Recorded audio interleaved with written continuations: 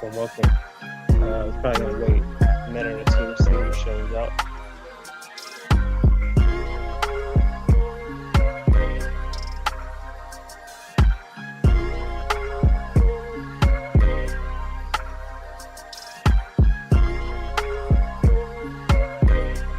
Give it like 3 minutes.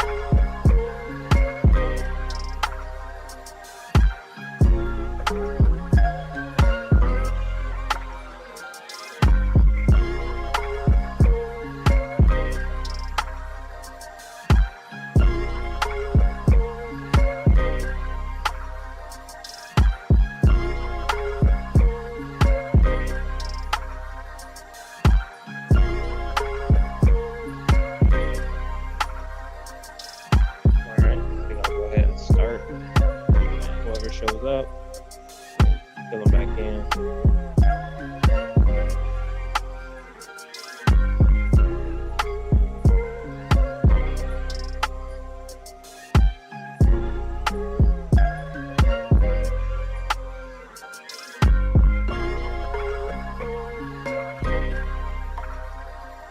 So my screen should be sharing. Right. So welcome to video editing. So last week we covered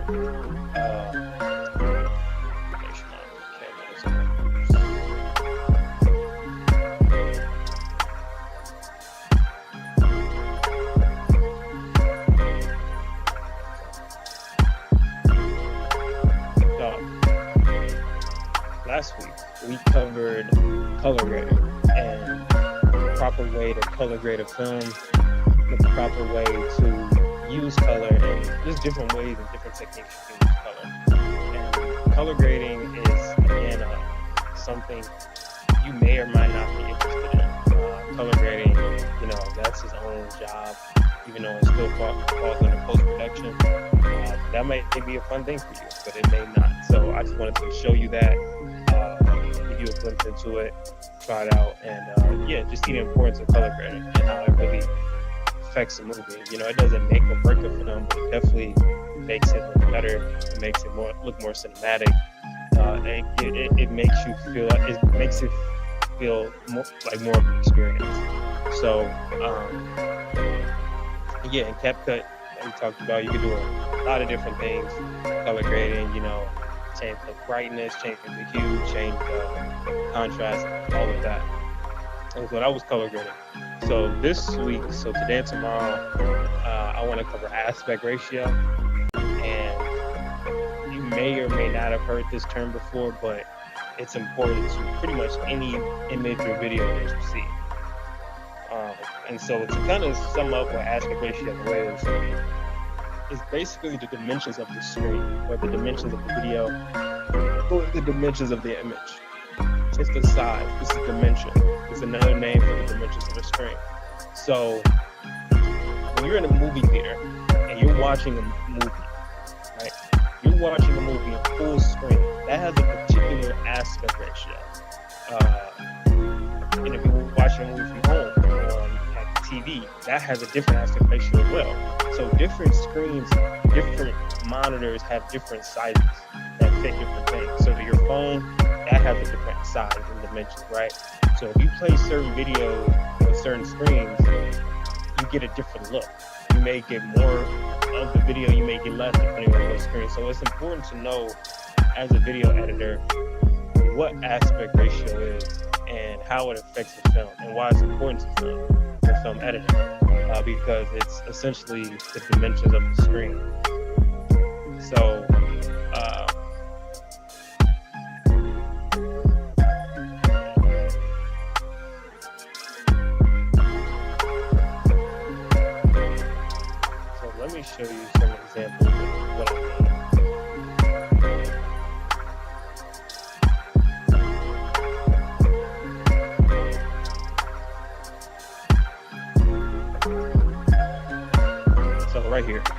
So this is what I meant by aspect ratio. So you can see certain screens have different sizes, right? So on a smartphone, a vertical smartphone, that's 9 by 16. Right? On a HD TV, like you watch at home, most people's TV, they're 16 by 9. So that's a dimension as well. And then you have old school TVs, so the TVs that came out in like the 1950s, those very boxy, big TVs, those typically have to be 4 by 3 to fit the TV, right? Because if you had a aspect ratio on a small TV, it wouldn't fit. So you want to fit the video that's appropriate to the screen size, so you can see the whole video, right? So it seems like it's a lot of numbers, and it seems like it's a lot of math involved, but it's really not. Like, yes, it's important to understand certain sizes and certain dimensions, but yes, it's important to understand certain sizes and certain dimensions.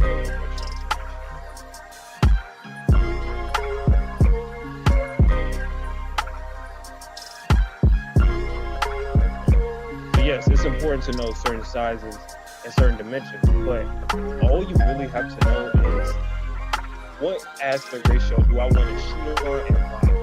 And then from there, you can choose, do you want to shoot wider or do you want to shoot more narrow or more boxy?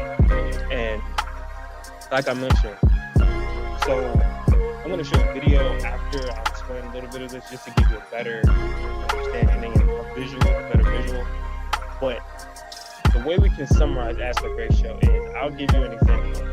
So here's a movie called Mad Max Fury Road, and they shot this on anamorphic cinescope. So if you don't know, that's just widescreen. But they shot this on widescreen.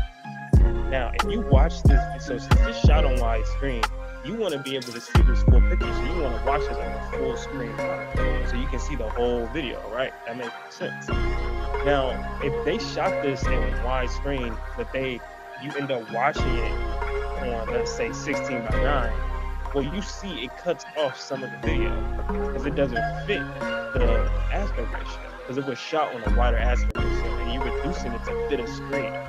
So you can do that, but notice it cuts off this part. You say something, Dr. Nat? Sorry, got the frozen.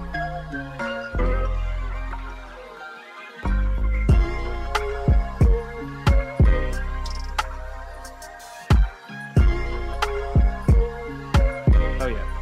So, like I said, this movie was shot in widescreen. But if you watch this at home, this gets cut because you don't have a screen that supports widescreen.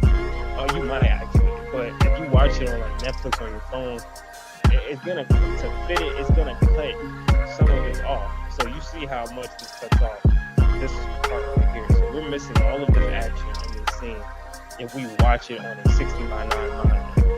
So if they shot it on widescreen, you want to watch it on widescreen so you can see all the details that the movie has to offer.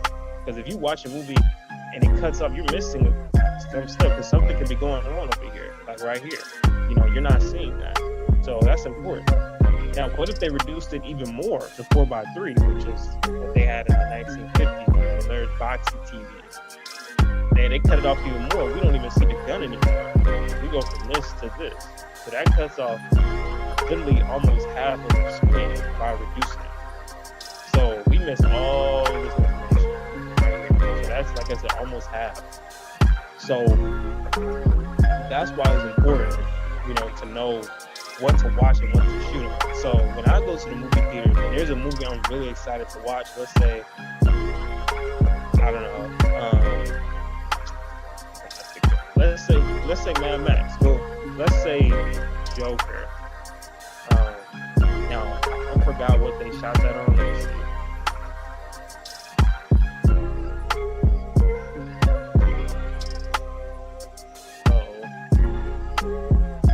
Okay, they shot Joker on 1.33 by 1. Well, let's say this is movie. So let's say the movie. Let's say the movie Interstellar. right? That was shot on widescreen. So, well, it was actually shot in IMAX. But so when I know that a movie is getting shot at a certain aspect ratio, I go to the movies to find a movie that supports that aspect ratio. Because I want to see everything. I want to get what I paid for. I want to see the whole, the whole range of the footage. I don't want to see part of it that's cut off by the screen. No, because you're missing a lot of good information there. So I always look at, okay, what is the dimension? How is this movie shot? And where can I watch it? So if I know a movie was filmed in IMAX, I'm gonna watch that movie in IMAX because I know I'm gonna see the full picture from that movie. Whereas if the movie is shot in IMAX and then you watch it on the 4:3 screen, well, you miss half the movie. Half the movie's cut off, so it can fit the TV. So you don't want that. You want to see everything. So that's why it's important. And like I said, there's a bunch of numbers here, but you'll see that this is not, you don't really need to know the numbers too much, yes, to a certain degree, but it's mainly just what you're shooting on and the type of experience you want. And so another example is, you might be saying, okay, what's the right aspect ratio if I make a movie? What's the right aspect ratio for you? What should be the aspect ratio? There's so many different ones. Which is the right one? How do I know which one to shoot and stream on? Well, that's up to you. That's up to the feel of your video. And there's a few different ways you can decide what's the best aspect ratio. And I'll go into that in a minute. But I just wanted to show that first it's appropriate to know what aspect ratio this movie was filmed on, and where can I watch it in its full capacity. Now,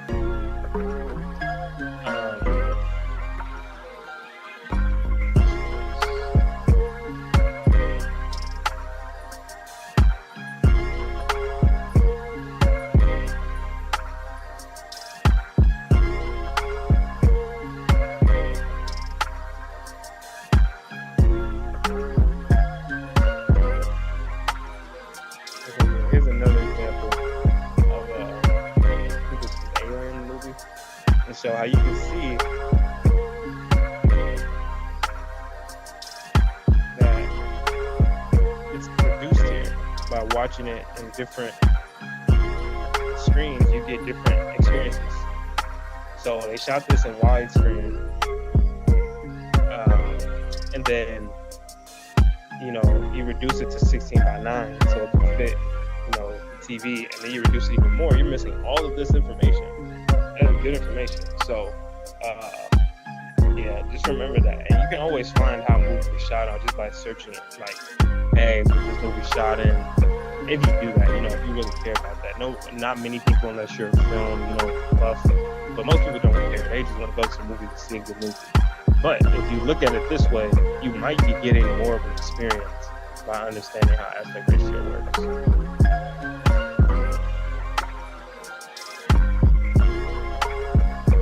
Okay. So, modern picture ratio. So nowadays, there are common aspect ratios everyone should know. The most common film ratios used today in movie theaters are 1.85:1, 2.39:1, as well as 16:9. So basically, widescreen to full screen. Okay. If you're watching online or on TV, they can be 4.3 or 16:9. We'll break those down further. Okay. So there has been a particular aspect ratio that has been quite popular as of late, and that's 2:1. That, but okay. So I'm just gonna talk about just two aspect ratios, and then I'm gonna show you the video just to sum it up, and then I'm gonna go into CapCut and show you how to change up your aspect ratio. So in the early days, like I said, TV was new, film was new. They didn't just, sound was a new thing actually. Like in TV, sound didn't come, I think, until the 1950s. A lot of movies were silent films. They didn't have sound. So movies didn't have sound until like 1950s or 60s. So TV was new around that time. So a lot of the TVs were very boxy. There were these old, and you probably have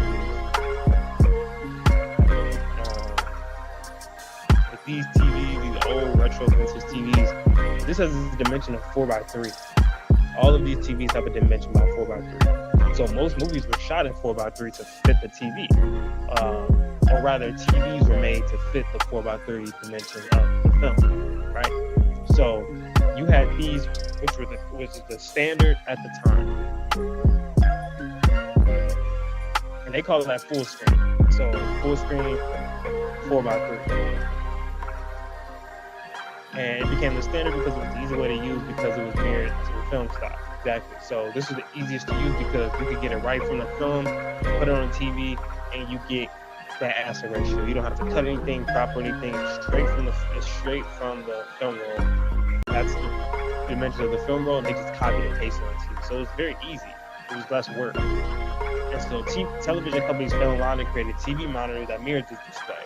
As computers rose to prominence, their screens also favored 4:3. Right.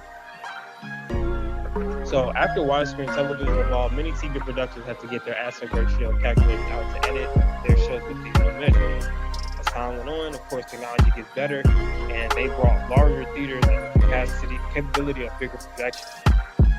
Still, when large movies were shown on TV, they were still shrunken down. They could sometimes change the director's vision and even the scope of the movie. So like I was saying, here, the film was shot in widescreen, but they didn't have anything to watch it on that fit that. So you had to watch a widescreen movie on a full screen. And so you see it cuts all of this off. You get a box, but you really should be getting this rectangle. So you miss all of this, and you miss all of this. So that was a problem. It was like, well, we're not seeing the full picture. We got to do something about that. We either got we got to make a bigger screen. We got to fix the projection because that messes with the movie and the director's vision. So the aspect ratio raised. So the widescreen aspect ratio in the 1940s.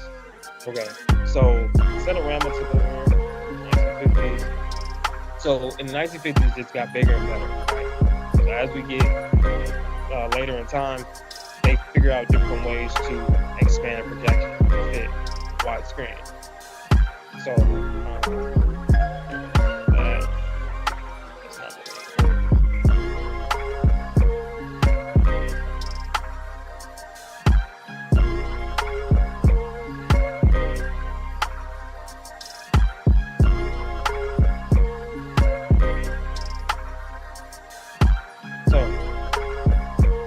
So that was 4:3. All right, 4:3. All you need to know about that was the standard for the time because that's what the film reels were naturally at, 4:3. So they just made TVs that fit that, and it worked. So that was the common theme. But they realized, okay, certain movies are being shot in wider screens now. We got to do something about that because some of the movies get cut off. So then they made bigger screen projections for movies to fit on. And that was 4:3. So now we get to 16:9. So this is the standard. This is what we're used to. So we're on Netflix, streaming, HBO Max, Hulu, on our phones, on our computers. Most of the time, they are 16:9. 90% of the time, they are 16:9.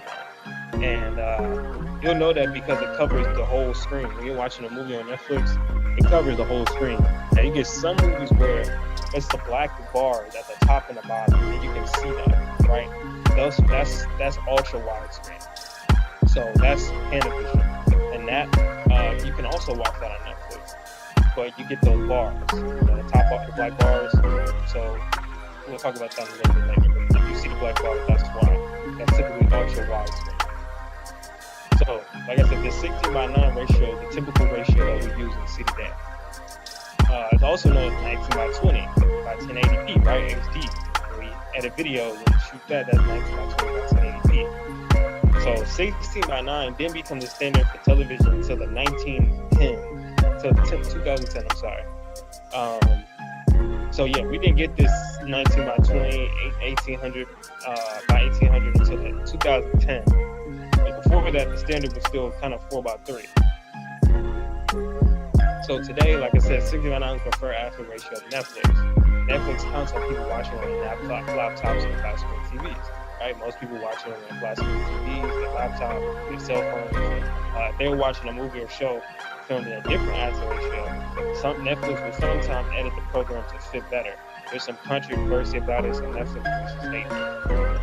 So this is something Netflix said. They were like, we want to offer the best picture provide the original aspect ratio of any title on Netflix. However, unfortunately, our quality controls sometimes fail and we end up offering the wrong version of the title. When we discover this error, we work to replace the title as soon as possible. So basically what they're saying is, um,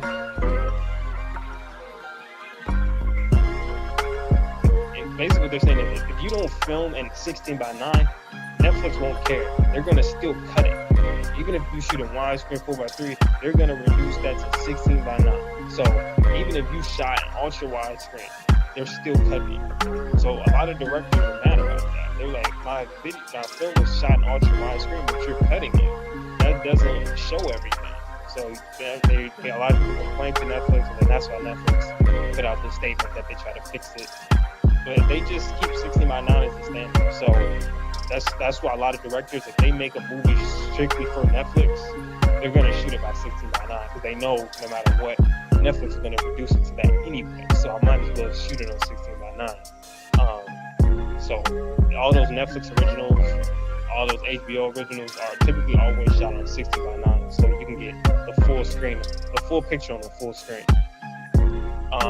The only time a director would shoot, well, I won't say that because there's a lot of different reasons, but just know standard today is 16 by 9. This is that show that I was showing you how it cuts it off, right? You're getting half of this literally cut off, right? So this is say you shot Mad Max like this, Netflix is gonna reduce it to this, no matter what. So you lost all of this right here. So you can see why directors get mad about that, right? So they complain, people complain. That's why I go to movie theaters and I go and see it in its full picture, even if I gotta see IMAX, just so I can see everything.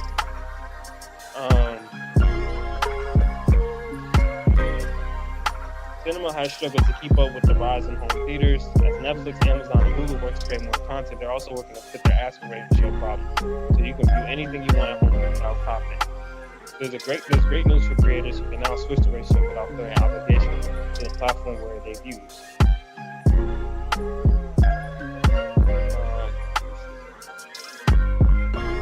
I'll save this part.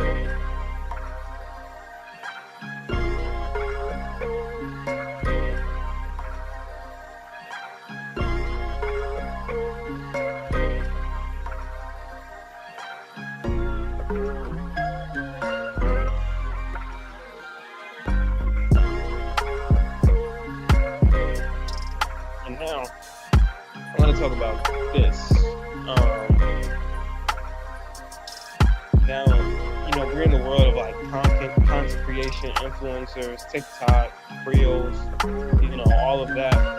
So aspect ratio is kind of more important than it ever has been, because if you're making a TikTok video, let's say, and you're an influencer, you're a content creator, and you're making a video put out, you gotta understand, people use TikTok in a very specific aspect ratio. And we know it as portrait mode, but it's really 9 by 16. So if we see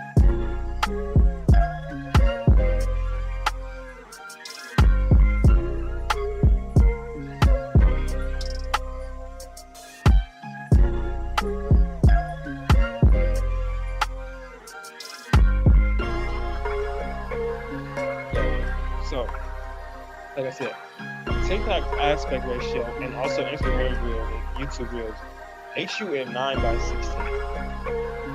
This is their ideal user experience aspect ratio. Now, if you shoot a movie, let's say in 16 by 9, and you try to post it on TikTok, it's gonna reduce it. It's gonna either crop in or zoom really far out so it can fit the screen. So if you're gonna shoot a TikTok video, you want to be able to see the whole screen. So you want to shoot it, whatever you're doing vertically, in this 9 by 16, because that's what the user interface uses for TikTok. That's the best user interface, because we use our phones vertically. We don't really use our phone horizontally unless we're like playing a game or like watching a movie. But usually on TikTok, we're just scrolling like we regularly do, and that's on a portrait mode, right, 9:16. So that's why if you shoot a hunting video, you typically want to shoot vertically, so it can fit the whole screen. Because if you don't, it's gonna crop it. It's either gonna crop it or zoom really far out. And I'll show you an example of what I mean in a minute. But that's why it's important to shoot. You want them to get the best.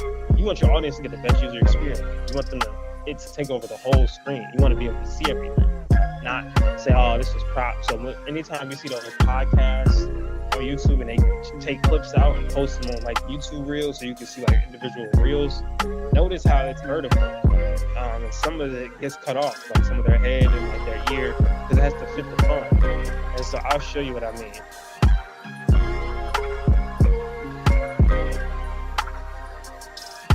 So you look at YouTube shorts, so like stuff like this. This is 9:16. This is a YouTube reel. So if you're gonna shoot a reel, you want to shoot it on this aspect ratio. Now we're watching this movie, The Dark Knight Rises. We obviously don't see the full picture here. It's a lot more we're missing. Well, we can't see it because our aspect ratio, right? There's a whole, like, if you really watch this scene in like, the theaters, we're missing like 70% of the whole movie right now. But that it has to fit this dimension of this YouTube reel. So it has to be reduced. Something has to give. Either you have to crop the video or you have to scale really far out. So here they decided to crop it, zoom really far in, and crop the side so we can really see it full screen. So yeah, another reel. So all of these reels are shot vertically. I'm sorry. Because that's how the interface is. Same with TikTok. Same with Instagram reels. So.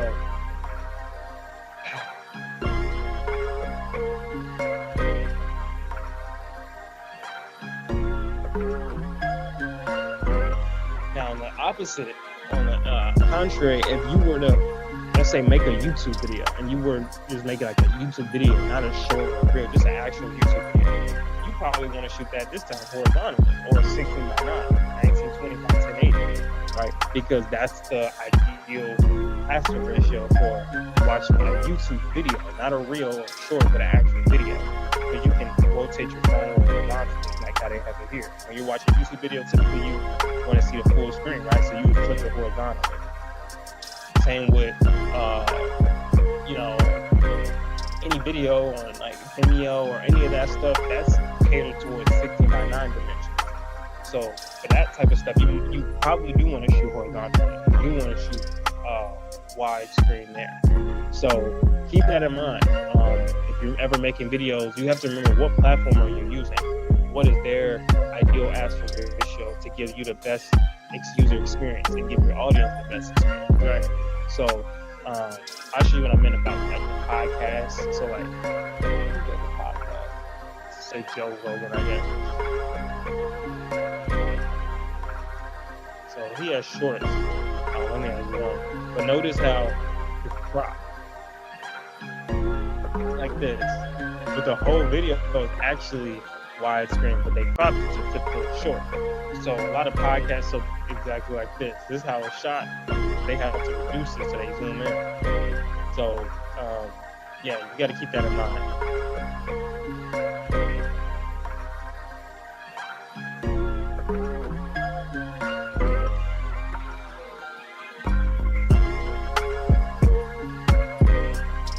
Twitter has one, Facebook has one, Instagram, TikTok. They all have particular aspect ratio.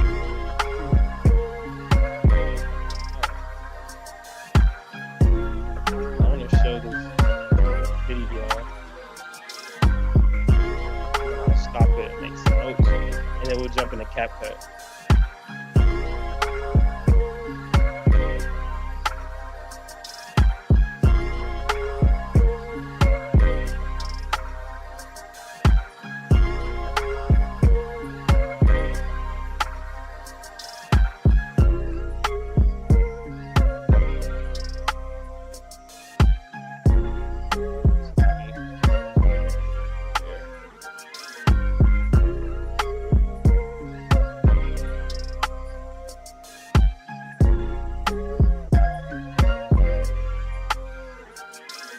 Today we talk about aspect ratios.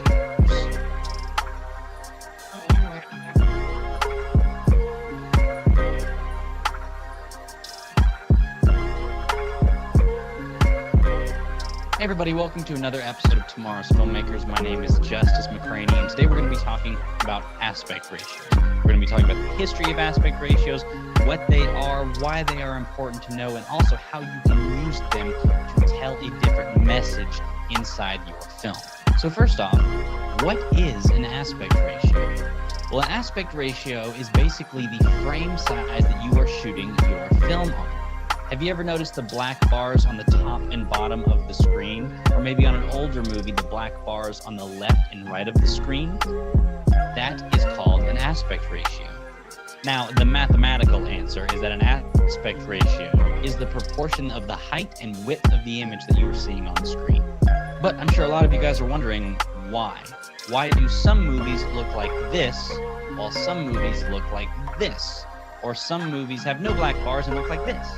Now, in Hollywood today, most movies are shot on either 185 to 1 aspect ratio or 235 to 1. But back in the day when everything was shot on film, most movies had an aspect ratio of 4 to 3. It was essentially 0.95 inches by 0.735 inches, resulting in a 4.3 aspect ratio.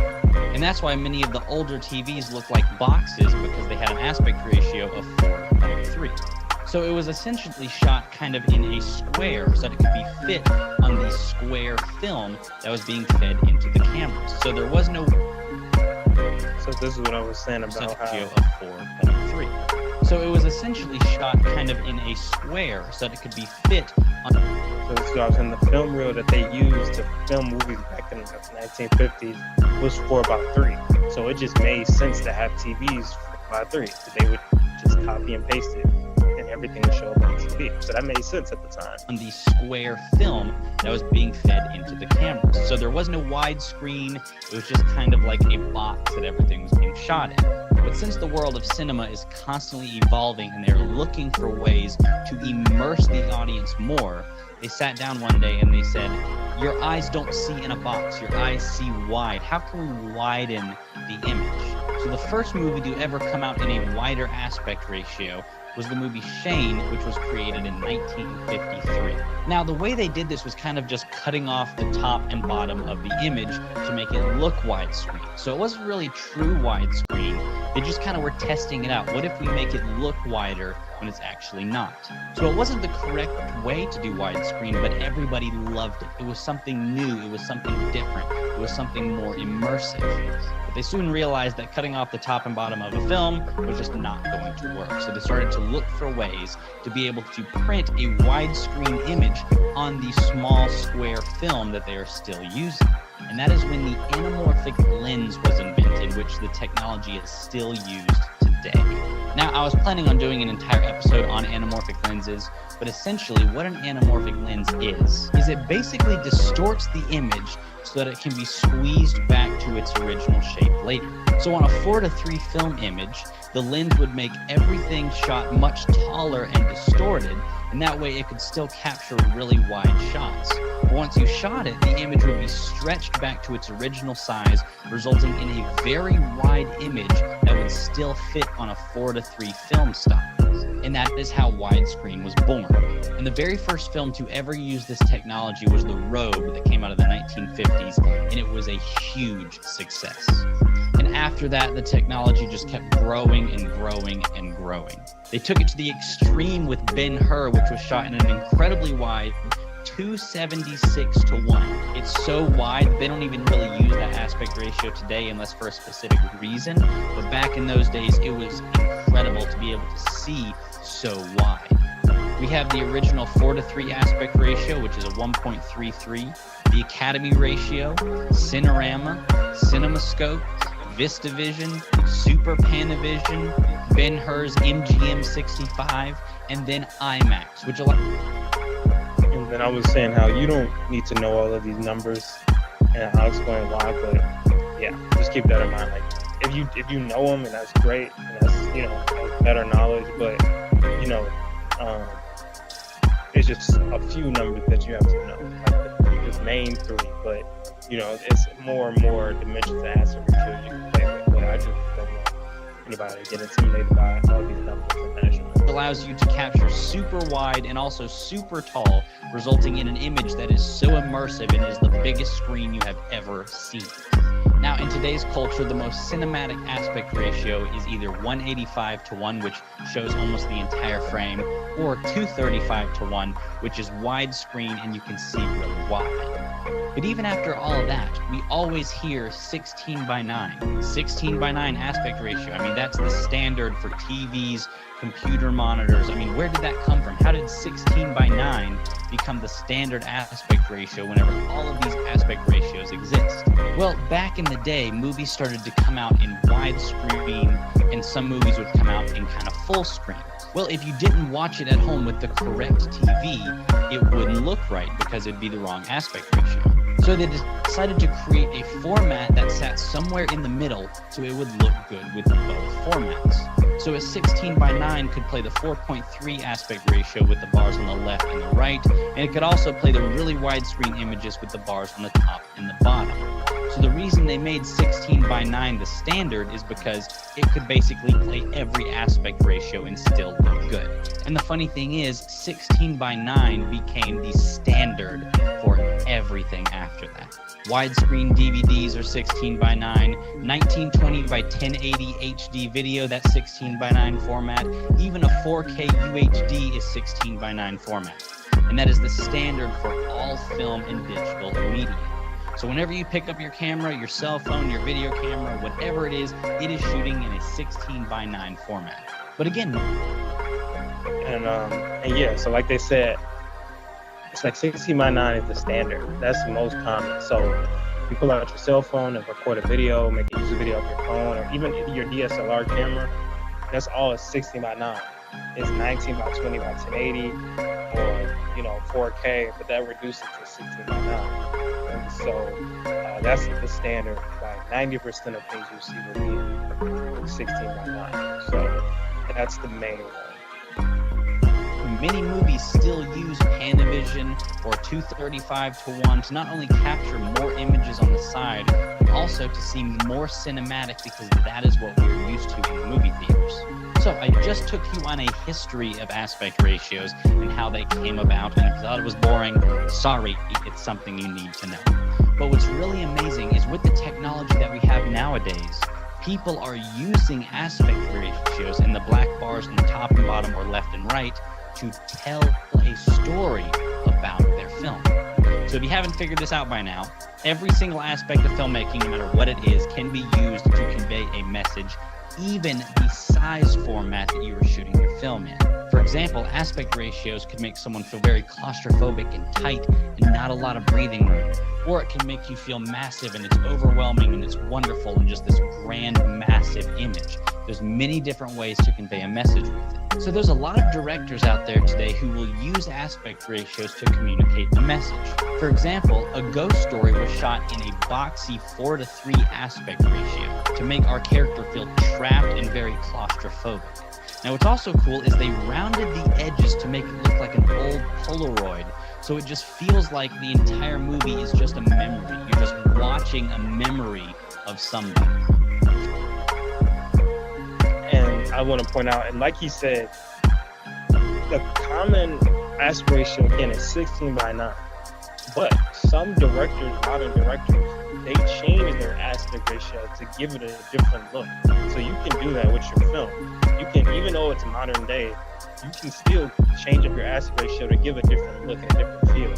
So like I mentioned, this movie, The Ghost Story, even though this movie came out in maybe like 2022 or 2021, they still shot in a relatively old school format, which was 4:3. And we see that right here, this 4:3, and it gives it that old time look. It gives us that vintage retro look. Like I said, it makes it feel like you're in a memory. It makes it feel like, you're in the past, and, this isn't really real, or, it just gives a different vibe. And that's because of the aspect ratio that it's shown, right? It's not the typical wide screen we're used to. This is full screen. And we know this because it looks like a film stock. It looks like that old school film stock. So you can create different looks and sizes to give you different, uh, you know, vibes of your video. Make our character feel trapped and very claustrophobic. Now, what's also cool is they rounded the edges to make it look like an old Polaroid, so it just feels like the entire movie is just a memory. You're just watching a memory of somebody.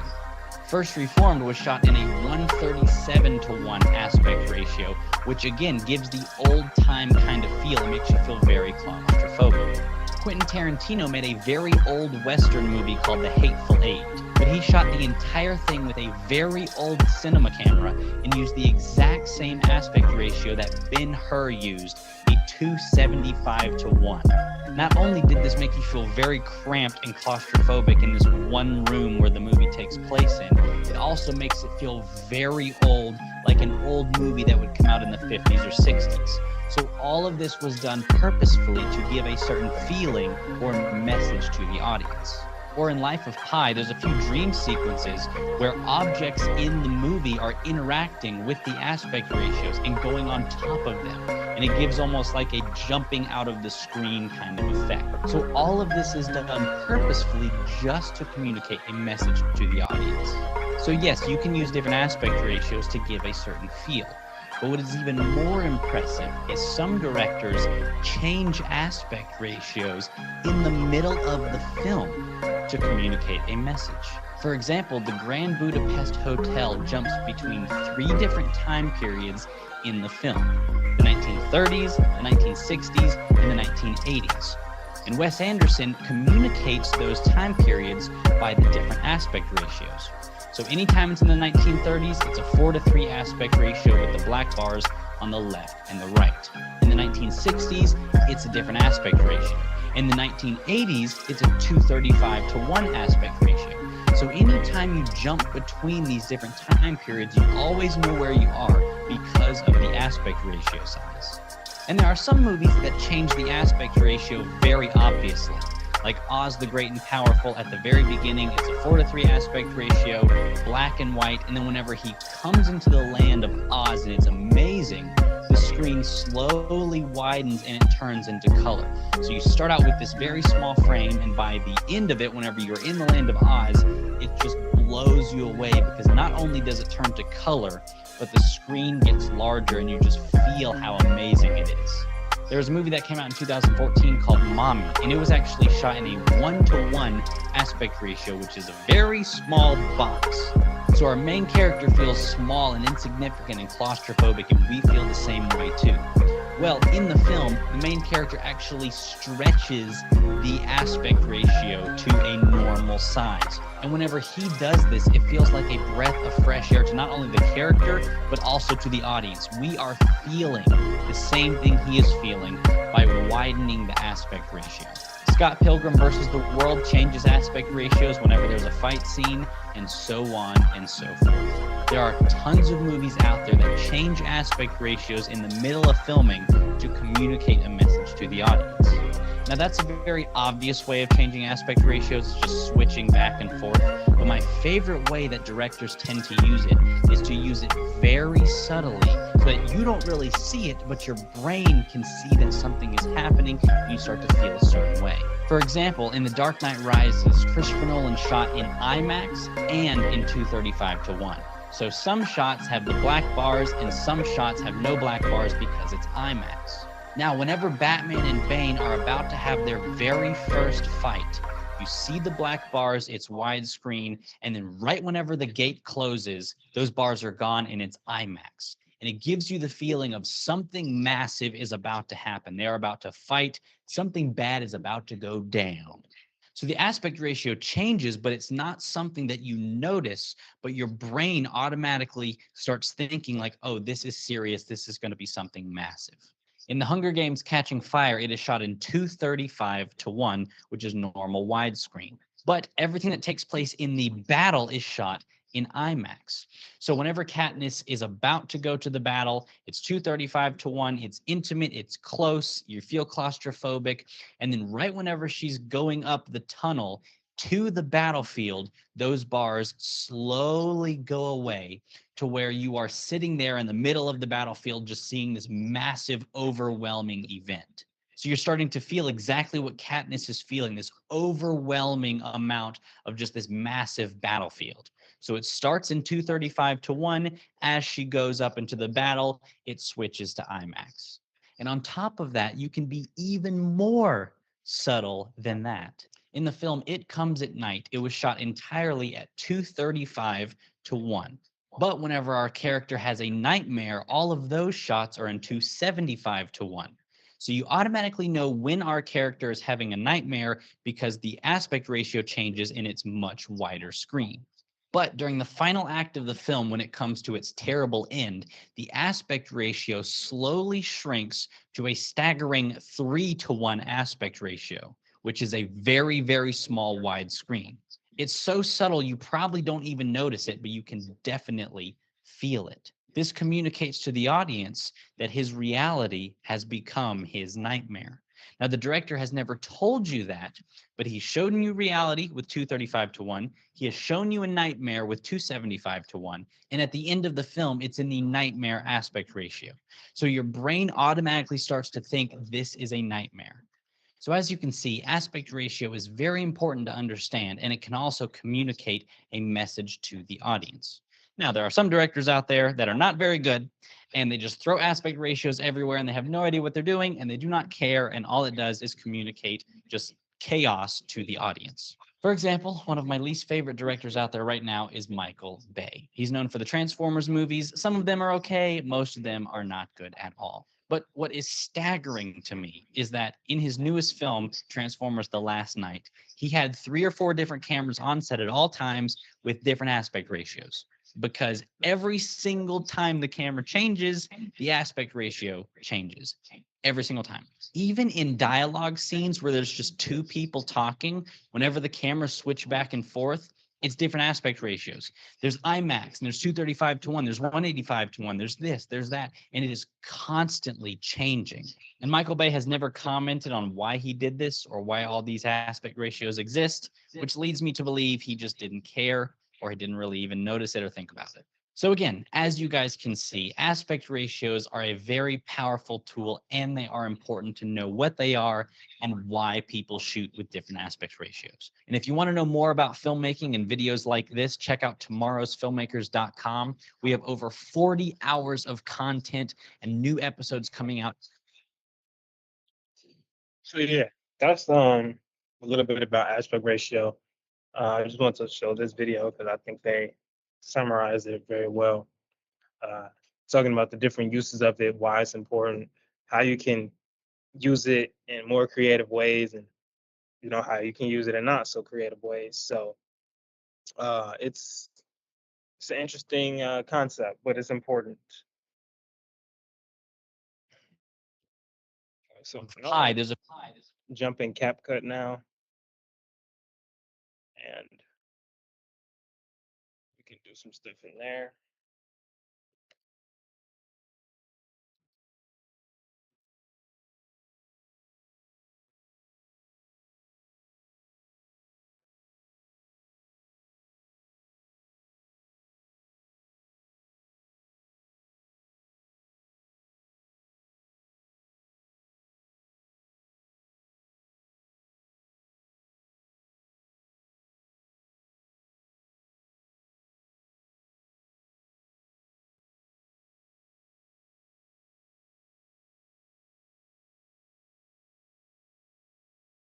All right, so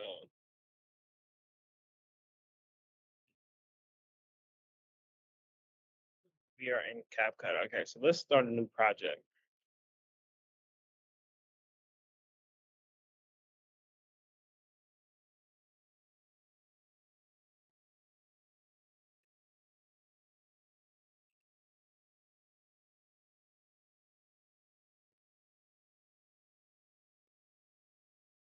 Okay, so right here in CapCut. Cool. All right. So like I said, you have the details box over here. So this tells you all your information, your aspect ratio, frame rate, resolution, all of that. So let's bring a video in and let's just see what the dimensions look like and how we can use aspect ratio in CapCut. So I'm gonna bring a video in here.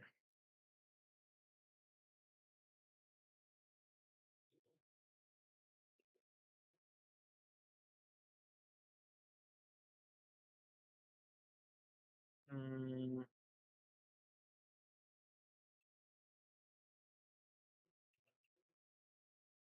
so I'm gonna bring this video in here. Actually, no.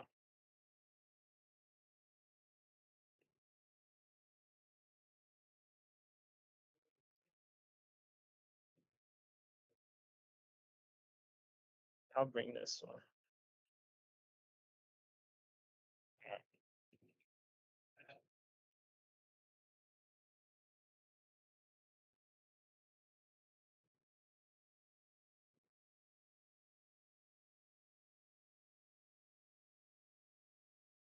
All right. So, so here's a video I brought in. So it should tell me what aspect ratio. So it says original. So what that tells me is that it's the original aspect ratio. So I know I shot this in 16 by 9. So anytime, like I said, if you're using a phone or a DSLR camera, by default it's gonna be 16 by 9, 9 times out of 10. So you know that you see a music video or short film, just assume it's in the 16 by 9. But it might not be, but 9 times out of 10, it probably will. So like this video, I know this is 16 by 9 because I shot this in 1920 by 1080, which is HD. So I know the aspect ratio of this is 16 by 9 because I shot it. So I know that. So now let's say I wanted to, I'm gonna show you that example I talked about with TikTok. So let's say this music video, I wanted to post it on TikTok. Now, you gotta remember, TikTok aspect ratio is 9 by 16. So it's the inverse of this. So if I were to post this on TikTok, I can change my ratio right here. So like I said, right now it's at 16 by 9, but TikTok is 9 by 16. So if we click this is what it'll do if we post it on TikTok. It'll zoom it out and we get these huge black bars because it was shot in widescreen and we're watching it on a vertical screen. So that's how it looked like if we post this on YouTube Reels. But we don't want that. We want to show the whole video. We don't want these black bars. So there's another option you can do. So since it doesn't fit this, you can scale in like this.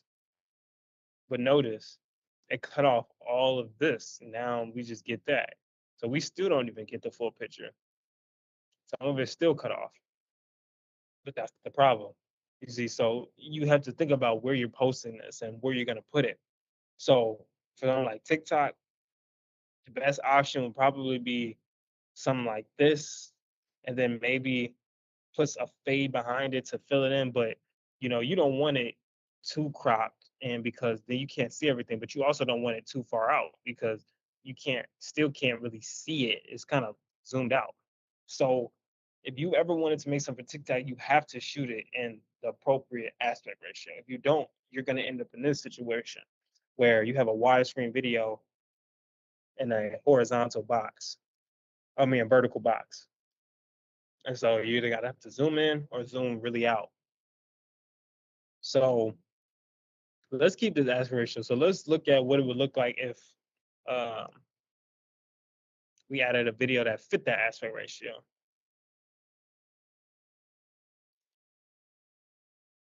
Let's see. So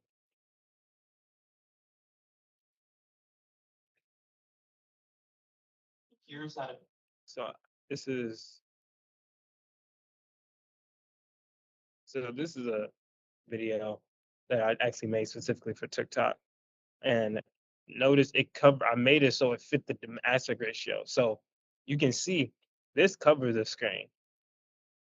See, it takes the whole screen up. There's nothing else missing. If I click this and I zoom out, still see everything.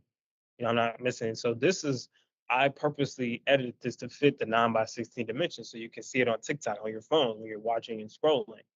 Um, and you can see that that's different than that, right? This we get those black bars. Right here we don't. Is because the way I shot it or like the way I guess framed it and formatted it. But that's what I was saying.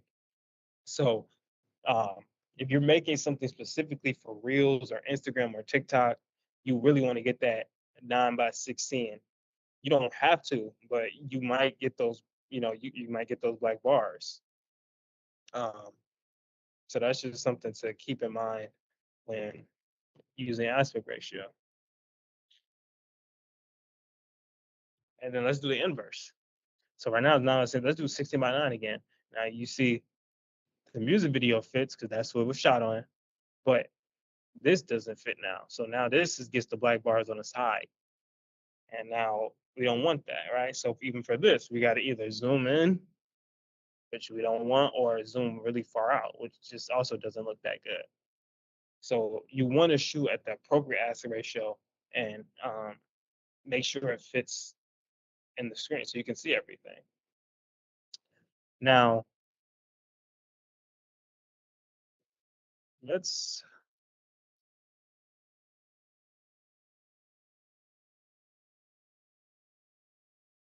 try something.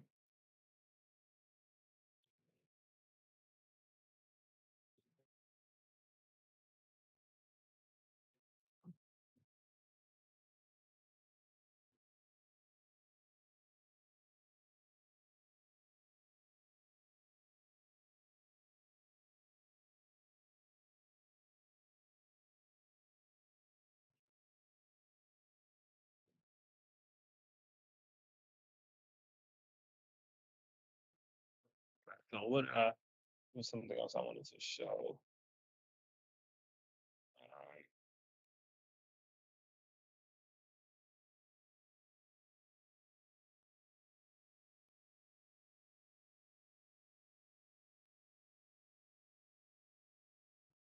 It comes back to me. I'm gonna try to remember it. But again, you can change this aspect ratio, and this is how you change it, right? You could just click this, and it's funny. Like it's really simple and easy.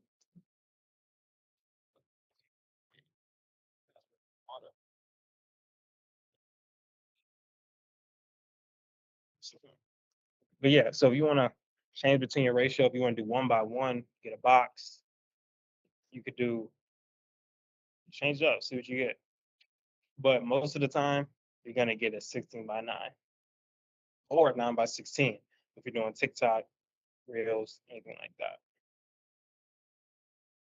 So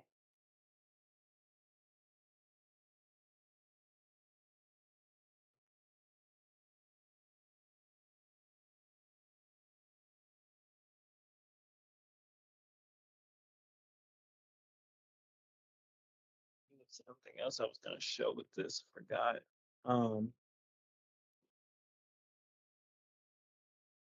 well, if it comes back to me, I'll gotta remember.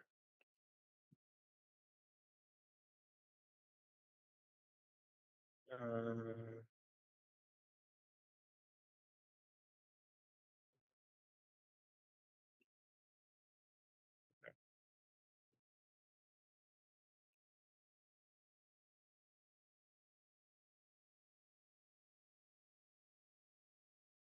let's go back. Okay, so yeah, that's essentially how you do it in CapCut. There's no like way to change the aspect ratio. I mean, there's no way to like, get a video that doesn't fit the specific aspect ratio to be able to view it. So like you have to shoot in what you want to view it as. So in CapCut, essentially that's how you would do it. So you can go here and just change your aspect ratio. So we know this is vertical, so it's probably 9 by 16. And fit that. Now for the music video, right, we know it's not 9 by 16, it's probably the inverse, so 16 by 9. So you can see how you could play around with that and get different sizes to fit your video. Um,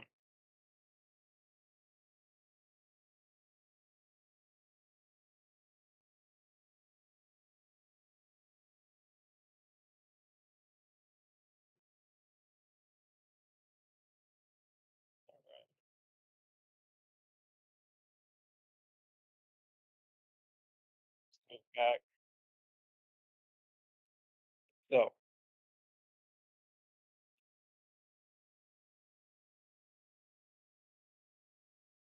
so how do we know what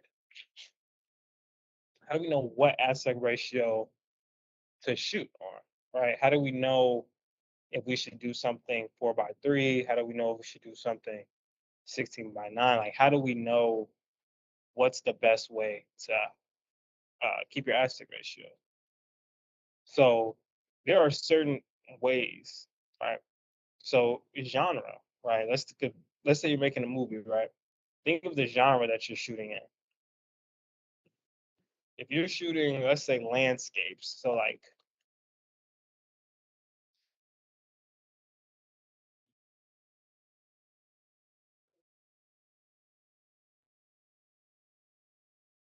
this movie Lawrence of Arabia. Oops.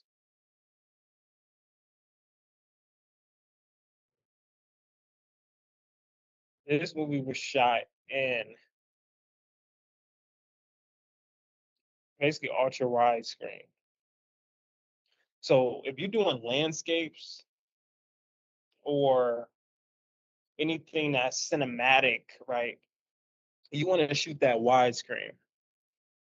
But if you're doing a standard, like the standard, like I said, 16:9, but it's certain different aspect ratio that give different looks. So again, if you have a landscape and it's like vast lands, and you're in a desert or on another planet, and you're showing like vast lands, you probably want to shoot in widescreen or ultra widescreen. So really show the spacing and really show establishing shots, really show the wide scale of wherever you're shooting. So like this movie, they shot in a desert. So this would be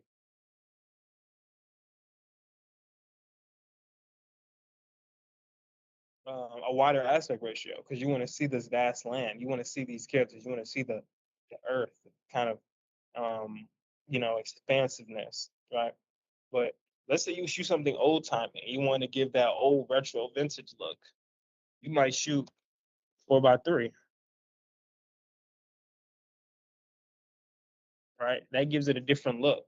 That gives it this old timey look, film stock look, right? So that's one option. So certain uh aspect ratios give off a different effect, kind of like how they said in the video. Like these give off that old timey look, then those more wide screens, like going to Arabia, would be more vast, more modern.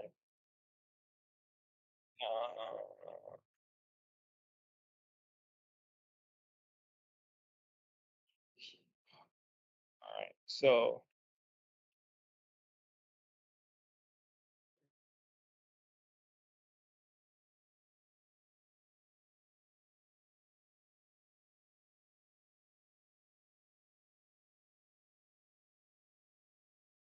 like I was saying here, so certain um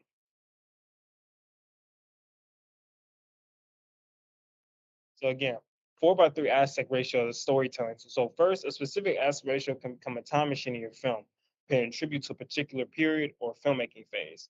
So let's take 4:3. Historically, the box was associated with the television format.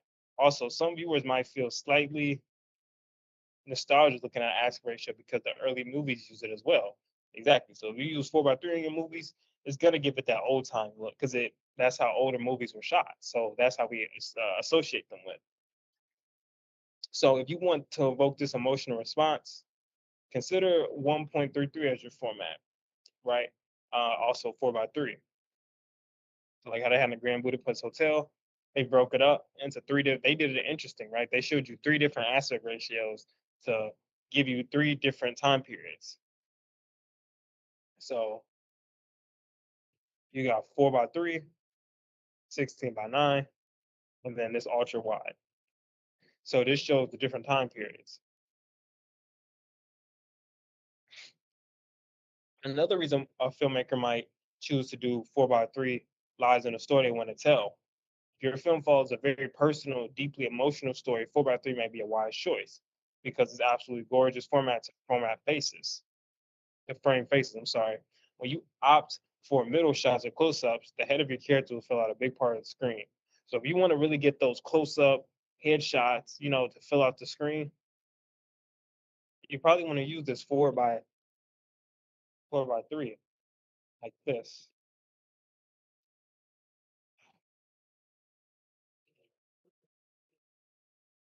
like this. This no, like this 4 by 3, and so that gives up a different look, and you can really uh show faces, right? It covers the screen, and it's boxy, so it covers the entire person. It's very it's not that much space, right? So you really get this claustrophobic look. Claustrophobic look. You opt for middle shots or close-ups, the head of your character will fill out a big part of your screen compared to, say, a classic CinemaScope with a lot of empty space on your side. It's only logical, right? Okay. So as far as we know from other filmmaking, close-up of faces are a great way to connect with the viewers emotionally without words. For example, here are some stills from American Honey, a road drama that was shot on 4 by 3. So it tells the story of a young troubled girl, a young star from a troubled family. A young girl, her name is Star, from a troubled family who runs away with the traveling sales crew and goes through different challenges of youth and growing up. So they shot this in 4 by 3 to really give that emotional effect, to really connect with the audience, to make it feel like it's very personal. So this chosen frame format focuses solely on her face, tapping into her inner world. Everything else here is blended out. We relate to her feeling and concerns. What's interesting is that some people perceive such aspect ratio as too tight, even claustrophobic, which is not a contradiction to her story at all. Quite the opposite. It's another visual effect you might want to achieve deciding on 4 by 3 aspect ratio. So, yeah, it gives you more intimate setting, close up. You know, um, you really get to see her feelings. Um,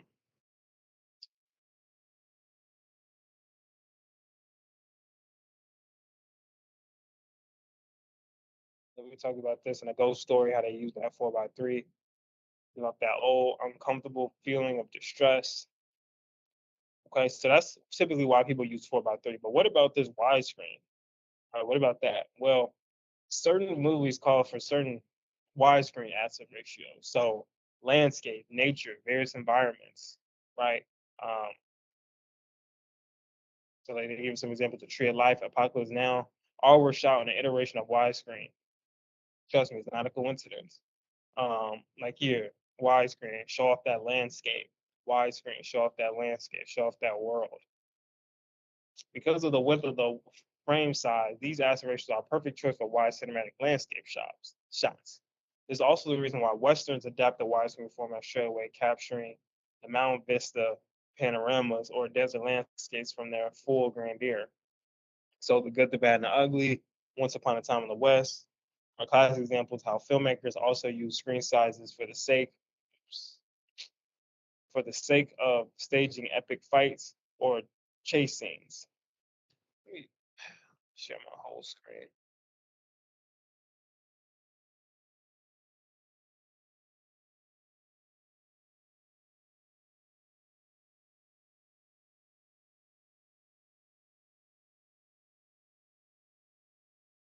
So yeah, remember, widescreen typically to show off those landscapes. 4 by 3 makes it more boxy, close up, uncomfortable, kind of claustrophobic.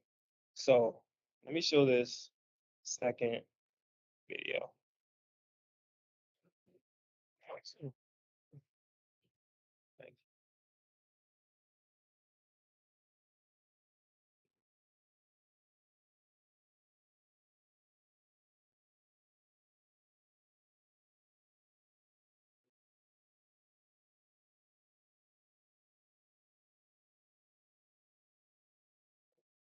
This one, it's this one. So let me go.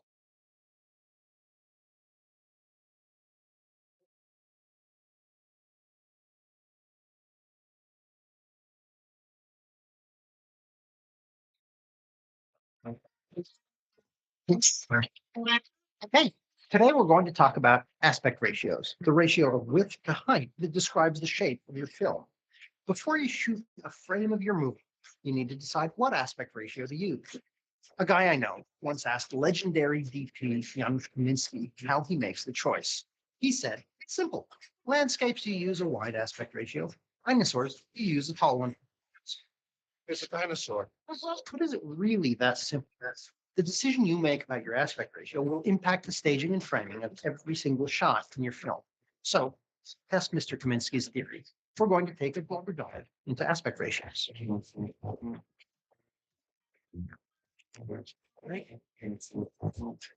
First, a bit of history. 20,000 years ago, the earliest known art was painted on the walls of a cave. Art like this has no border. Soon, artists began to paint on objects and eventually on flat things that they could hang on walls. Initially, art came in all sorts of shapes, but soon paintings would be dominated by rectangles. Lots and lots of rectangles. And you can see the patterns in classical paintings. Portraits tend to be tall and landscapes tend to be wide. Why? The ratio of a painting's width to its height is usually determined by the content of the painting. So Janusz Kaminski might be onto something. If painters had painted dinosaurs, they might have chosen taller canvases. But movies do something that most paintings don't. They tell stories through time, and your choice of aspect ratio plays into how your story comes across. Let's talk about 235 and 185. These are the two most popular cinematic aspect ratios. 235, or 2.35 to 1, is an aspect ratio that was introduced in the 50s as CinemaScope. It's really wide, and you've probably seen it in westerns, grand adventures, and historical epics. 185, or 1.85 to 1, is slightly narrower aspect ratio. Also introduced in the 50s, it's commonly seen in dramas and comedies, but it's versatile and can appear in just about any genre. What is that, such a miracle? I'm driving myself. If you're faced with a choice between the two, which do you choose? I don't know. That's a good question. Let's start with 185. It gives us a slightly narrower, taller image than 235. This helps with dinosaurs, sure, but it can also serve us when we're framing up tall buildings or imposing figures. And look what happens with a close-up. The head fills much of the frame, so the shot feels intimate, focused on the character, without as much of the background competing for our attention. With 235, on the other hand, even close-ups allow us to take in a grand sweeping landscape. And those are the films where CinemaScope is most memorable. Films where the landscape, the elements, and the natural setting of the story play a primary role in the narrative. Spielberg, who would often shoot 185, was asked about his choice for 235 for his first theatrical film, The Sugarland Express. He said he went to 235 because of the highways. The film is basically one extended vehicle pursuit, so he chose an aspect ratio that would best show cars in relation to each other on a long, flat road. Jaws was also shot in 235, Spielberg says, because the shark is long. Jurassic Park? Dinosaurs. I wish the options were as simple as just 235 or 185. New digital standards introduce another aspect ratio, 1.78 to 1, aka 16 by 9. This is the standard aspect ratio for modern TV, and it's the default for most online video. And because we're not constrained by the size of a piece of film or by the particulars of a projection system, it's much easier to create content in just about any aspect ratio we want these days. If you want to make a movie in 5 to 1, you can. It would look kind of like this. I don't know why you do it, but you can. So the options can be dizzying. How do you pick? Why does everything have to be so complicated? Here are 4 considerations to help you come to a decision. First, genre. Study the playing field. What do other films in your genre typically do? Comedies are usually taller, so you can get your comedic wide shots without feeling like you're too far away from your characters. Okay, let me get by him like a man. Giant eyes. No, but what's so bad? Drama, too. They're usually shot taller, so close-ups can be more intimate. Adventures, sweeping epics, and stories that feature dramatic landscapes tend to be shot very wide, so that even in a close-up, the terrain remains present on screen. Next, consider the level of realism you're trying to achieve. Do you want people to respond to your film as fact or fantasy? Of the popular aspect ratios, the taller ones, like 185, match our optical field of view more closely than CinemaScope. If you're telling a gritty crime drama, you might want your image to approximate what we see in the real world. But if you're telling a fantasy, it might help to present it with a wider image, something that differs from how we normally see the world. If we notice there's something different about the frame, we're more likely to accept the magic of the world within it. Your next step is to consider the setting of your story. In particular, how do the setting and the characters relate?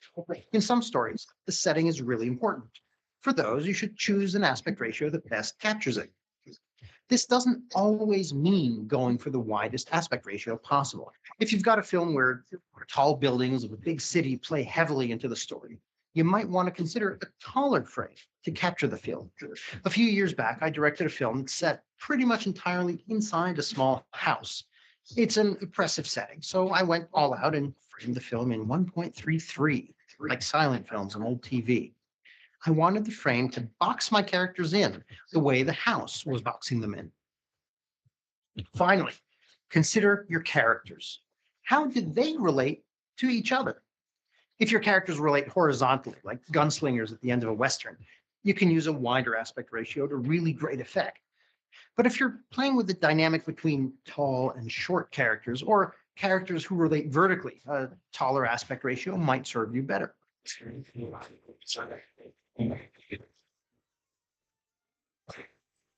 If you're getting really stuck and can't choose between aspect ratios, you're in luck. We live in interesting times where filmmakers are experimenting with changing aspect ratios within a film. Christopher Nolan is perhaps most notorious for this. Many of his big blockbusters include scenes in both 235 and 1.43 to 1, which is the aspect ratio of 65 millimeter IMAX film. Unfortunately, the only way to get the full effect of Nolan's shift between aspect ratios is to see the films in theaters. And there are other experiments. If you're like me, you've probably been annoyed by videos on your desktop shot in portrait mode. But a few years ago, some filmmakers released a trailer for a film called All the Stars Are Dead. Apparently, they had made a vertical film. Other artists got inspired and a quiet film movement emerged. Now there's even a film festival for vertical films, and thanks to modern social networks, brands are now using vertical aspect ratios to shoot their videos and ads. But vertical films are from mainstream. There was a huge backlash against the aspect ratio when All the Stars Are Dead trailer first hit. Some even called vertical filmmaking a design crime. So if you're considering a vertical aspect ratio, beware, you might irritate some people. Vertical videos happen when you hold your camera the wrong way. Your video will end up looking like crap. So with all of this choice, it's even more important to remember that it all comes down to story. What story are you telling, and what are the best dimensions for the window through which you'll tell it? Now that you've got some parameters to help you choose an aspect ratio, it's time to put your knowledge to use. Whether you prepare your shot list with a spreadsheet, pen and paper, or with our shot listing software and Studio Binder, having a clear understanding of your aspect ratio and why you're using it will help you inform more intentional and ultimately more effective shots. And when you're ready to expand your cinematic knowledge a little more, check out our other videos. We've got great stuff on our channel and new content coming all the time. If you like this video, make sure you share and subscribe. And don't forget to click the little bell icon so you're kept in the loop when new videos are released. Keep your cameras rolling, and until next time, break a lens. Yeah.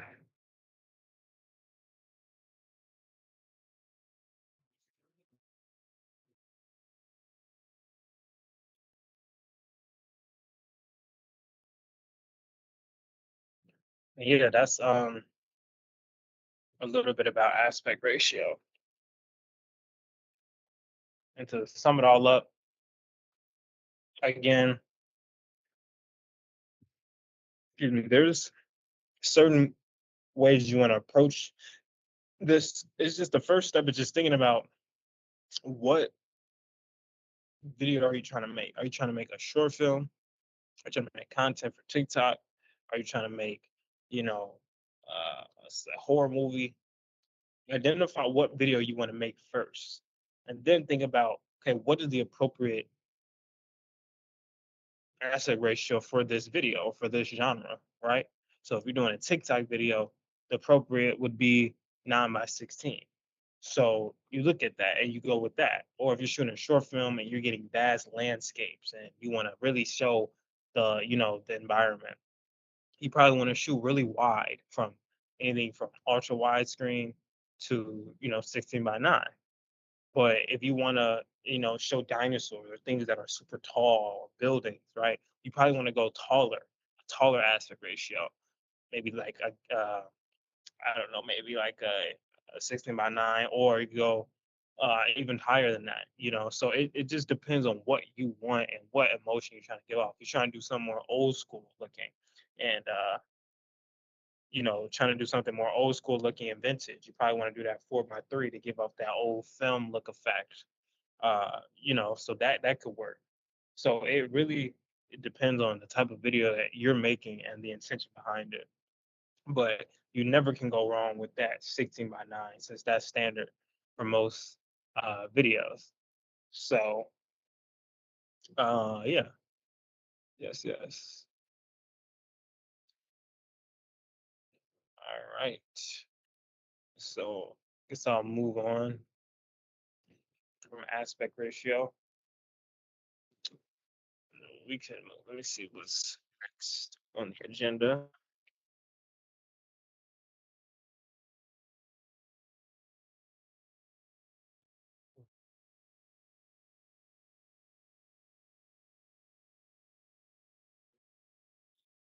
So I'll go into CapCut again.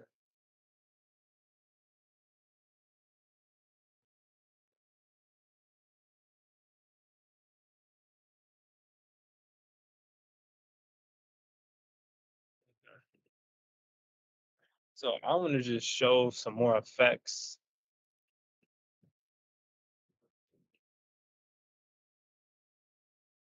that you can do in CapCut. So um, I want to do first. So I'll just go down this list really quick and just show you a little bit stuff you can do. CapCut.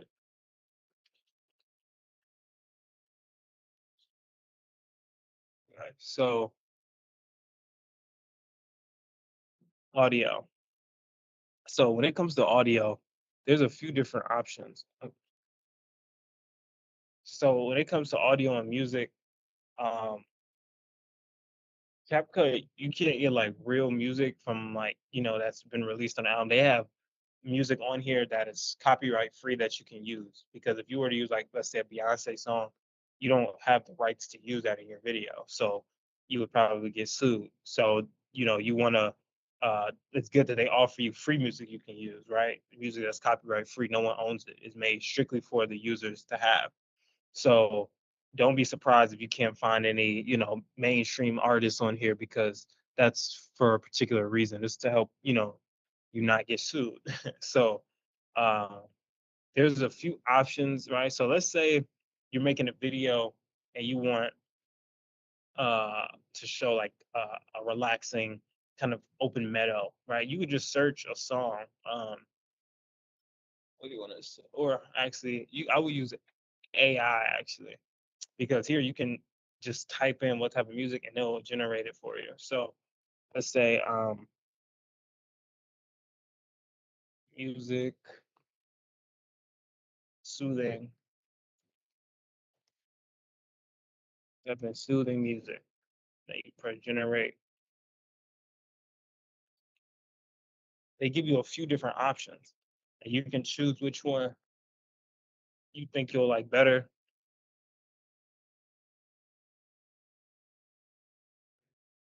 Not that soothing. Try to change it up. Let's do.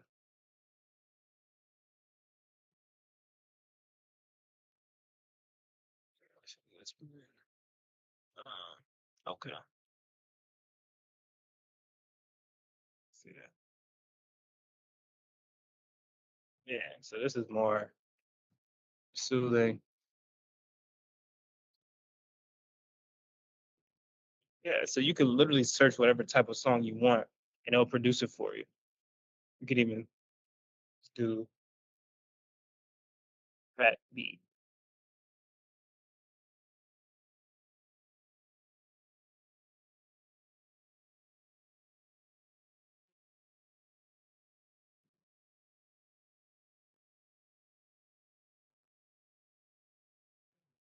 A little bit of time.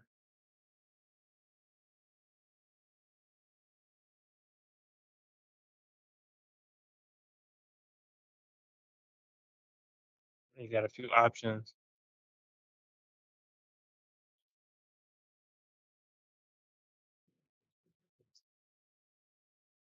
Some fat beats. So yeah, this is useful because if you don't know what song you want to use, but you know what kind of song, but you don't know like the actual name of the song, you can literally just type in the you can literally just type in the description of what you want and it'll produce it for you. So we also have some sound effects. So let's say um, let's say you want to have a doorbell sound effect. You could just type in doorbell.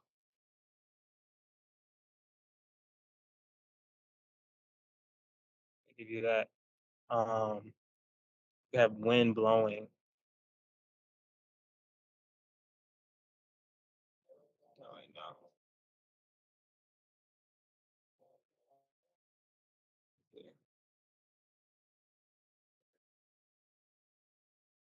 know. Wind. Let's see, thunder,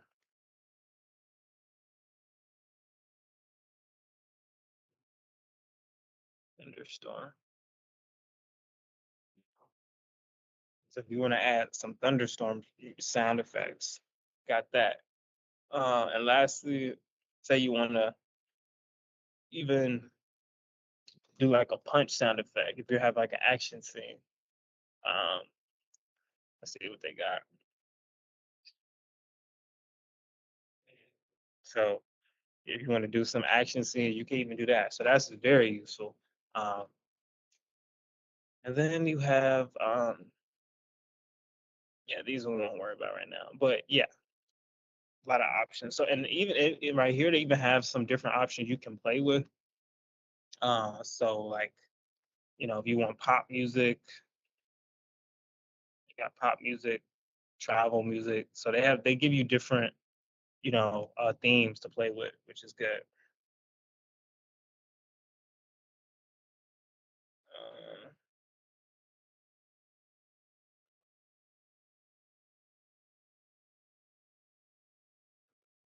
right, and so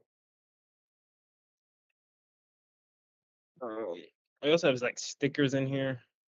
Basically, are just things you can put on your video.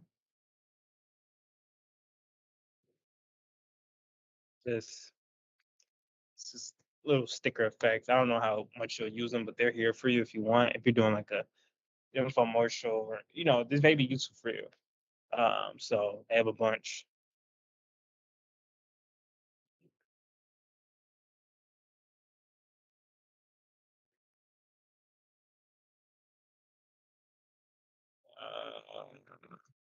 Yeah.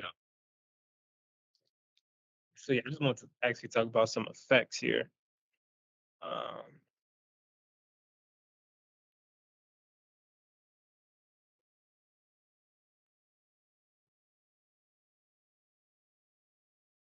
so let's use this for example.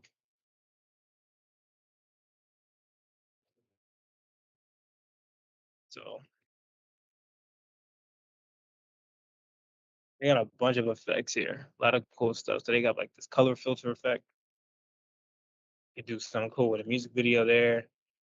You got this zoom in effect, zoom in, then zooms out.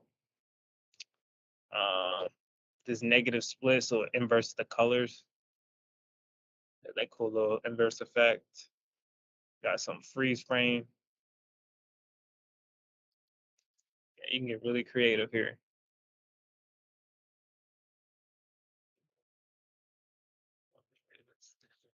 It's crazy how good CapCut is because back in the day, you would have had to create these effects from scratch.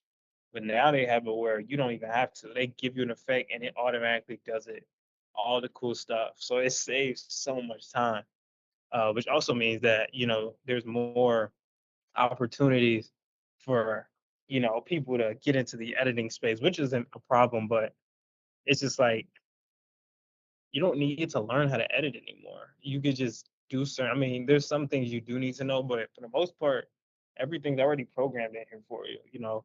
Um, like all the tools, but there is something you do have to understand. That's how to like edit and cut correctly. That's something that AI probably can do it, but having a person do it, I feel like you'll have more creative control. So there are some things that I don't think AI can do yet with video editing, but there are some things that AI definitely does really well, and like these effects are one of them. Like it's crazy. When we were just talking about aspect ratio, you could do like a horizontal close and change up the aspect ratio and how far it's gonna go, and it completely closes it like that. Edge glow,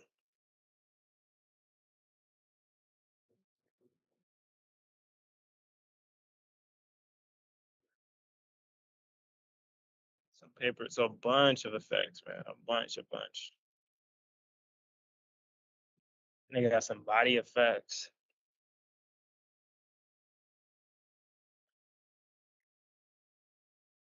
So I would just experiment, see what you get.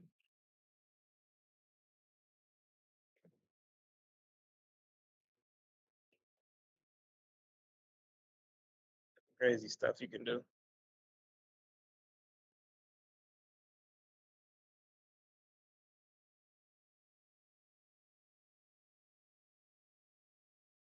Um,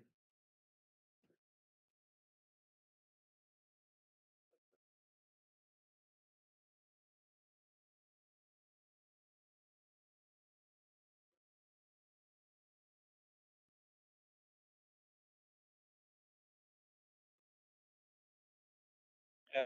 So I'm not gonna go through all the effects, but there are a lot to play with. Just try it out, see what they do. I'll do a lot of different stuff.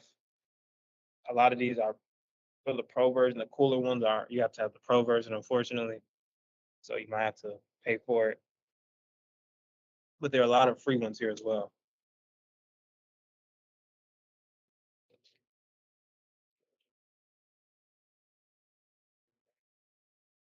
Right.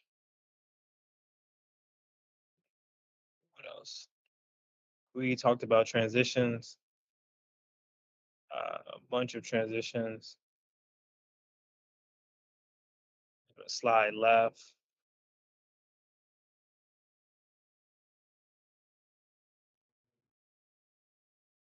pull in,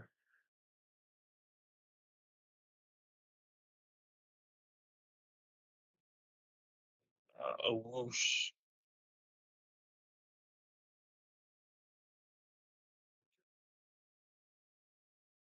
like that. Scribble. Like you can, there's a lot more features.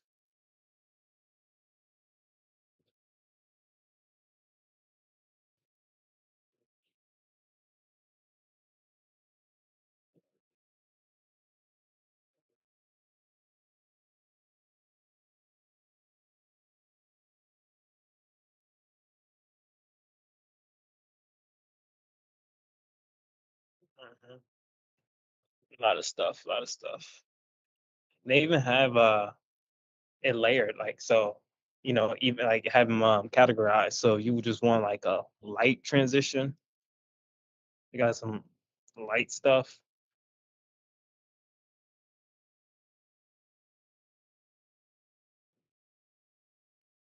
Or let's say you want a glitch transition, a glitch flash.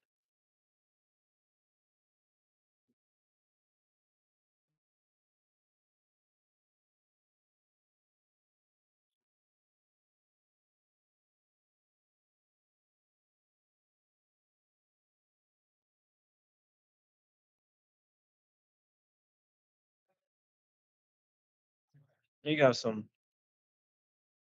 I wouldn't say cheesy ones, but not so cinematic. Um,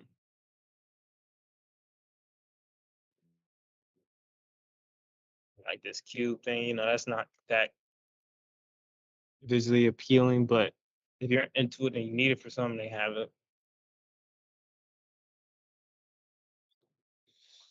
Then you also have some filters, which is different looks. So film looks. So if you want, I've already color graded this, so I'm gonna bring another video in. Uh,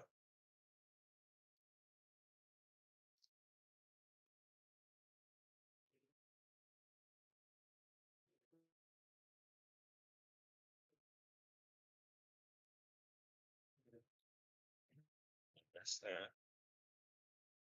So here we got this like desert look. So let's use this for example. Right now it's very unsaturated, low contrast, not much color, very gray, very dull. But let's use some of these filters to change it up.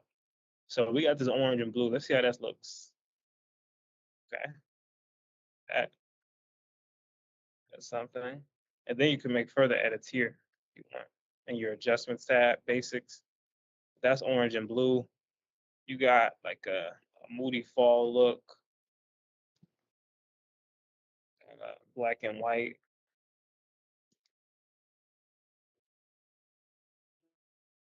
black and gold. It's cool.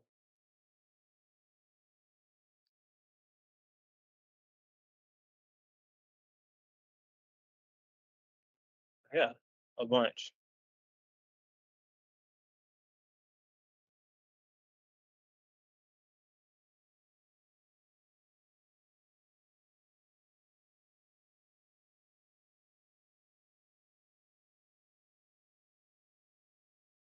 Yeah. So some of these can look really cinematic, or you can just color grade it yourself, the way we did before.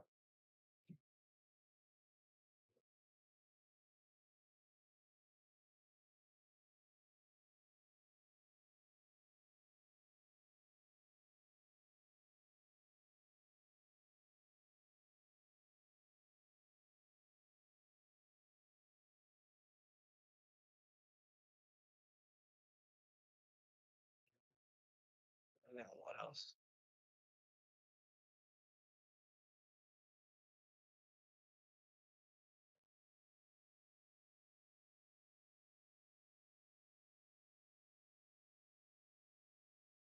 Yeah, I got like that as well. Yeah. So you can use a filter by all means. But you also stick to the typical way to color grade like we've been doing.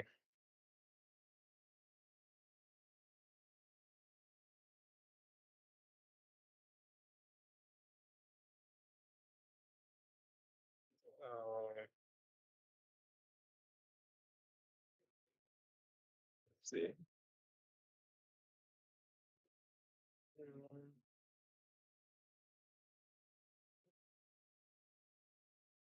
Yeah, those are some little tips you can use. A shortcut here is if you press A, you get the mouse tool, so you can click. But if you press B, you get the cut tool. So B is the cut, A is select. Um, so those are just some shortcuts.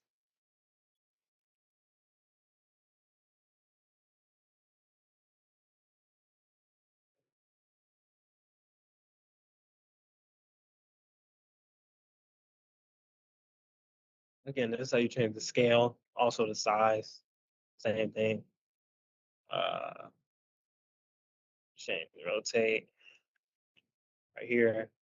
They're all labeled, by the way, so it's nothing. So all you have to do is click the video, and you see its properties here, and you can transform. Right, so scale is the size, rotation, rotate position. So it's all labeled. It's nothing really out of the ordinary.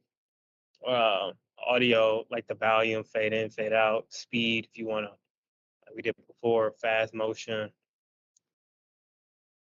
or slow motion. But you gotta be careful with slow mo because it depends on the frame rate. Talked about before.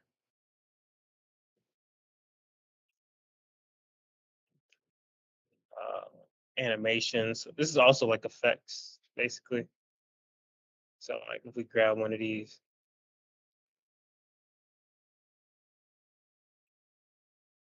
like different effects, basically.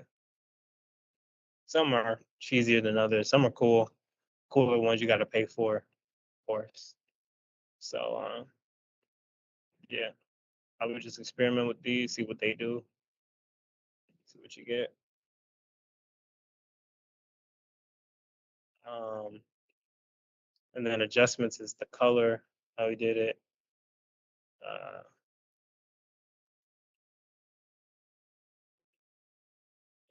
yeah,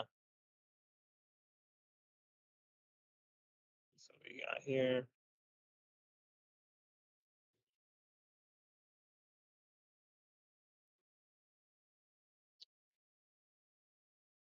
Yeah, that's a little bit about CapCut. We talked about aspect ratio, how to choose your aspect ratio here, make a custom one, put your own, aspect ratio. Um, Zoom in and zoom out if you want. Full screen if you want to view your video full screen.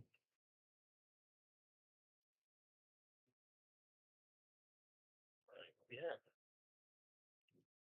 that's pretty much what I had today. Guess I finished the class off of the video.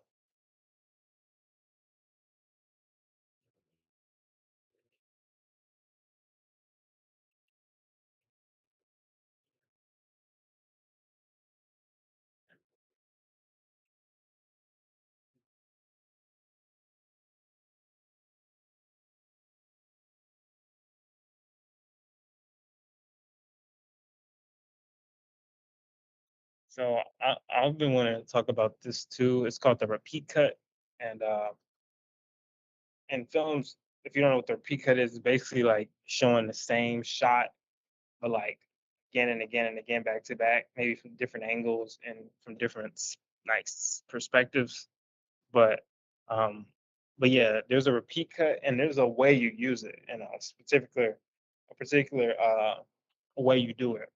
So I kind of just wanted to show this video about the repeat cut because you see these in movies a lot of times through like explosions and uh, stuff like that. Um, so yeah, I just want to talk about this, and then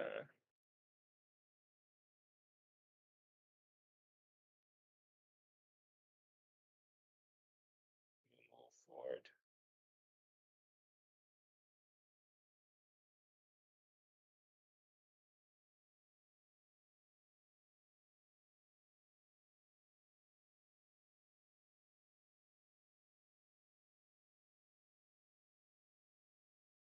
So let me stop sharing. Share. Share tab. Share. Oh, watch this moment. What's going on here? Is it just sloppy editing, or are they intentionally breaking the rules? And why? We will be spoiling the following movies, and graphic content lies ahead.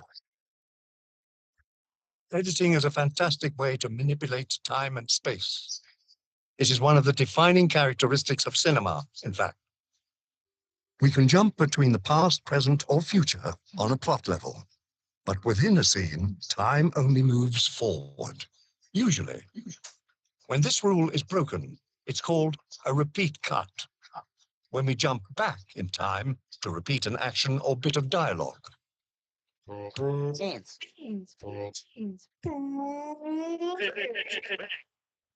In most cases, Each repeated cut is from a different shot size or camera angle.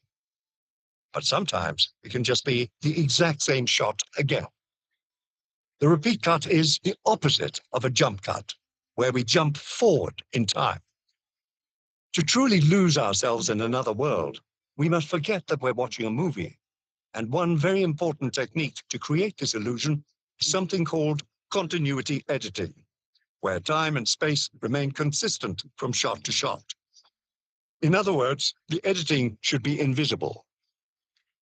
But both jump cuts and repeat cuts can break that immersive experience for the audience. With jump cuts, at least we can experience something like it in our own lives. When we nod off in a car and we're suddenly much further down the road, for example. But a repeat cut is completely impossible in real life. And sometimes that's exactly the point. In Twin Peaks, The Return, David Lynch uses many jump and repeat cuts to establish a break between our world and a world beyond.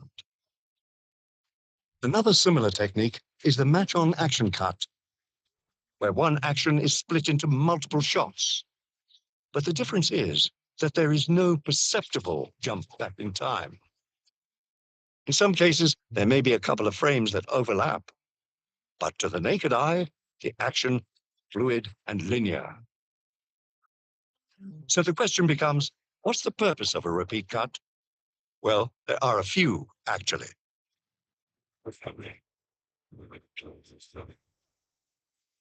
By far, the most common use is to enhance spectacle. Think of a big action movie explosion. We can repeat the blast from different angles to get the most out of this spectacular moment. However, when any technique gets overdone, it becomes a trope. And then, once it gets parodied, no one wants to use it. But you shouldn't throw the baby out with the bathwater. Repeat cuts can still be used for creative visual storytelling. Let's say you want to get inside a character's head. The repeat cut can be just the thing. Direct access to their mental state without clunky dialogue or voiceover. Throughout Natural Born Killers, we cut in and out of Mickey's head. This is usually differentiated using color for an objective view and black and white for how Mickey sees the world. In this early scene, his imagination gives the waitress's line an entirely different perspective. Lime's great, but it's an acquired taste. Drinks had tequila and pie 10 years. Peeking into a character's mind can also be romantic. In Punch Drunk Love, after Barry anxiously awaits Lena's arrival, her appearance prompts a repeat cut. Time stops and repeats for Barry, as if his heart takes a jump at the sight of her.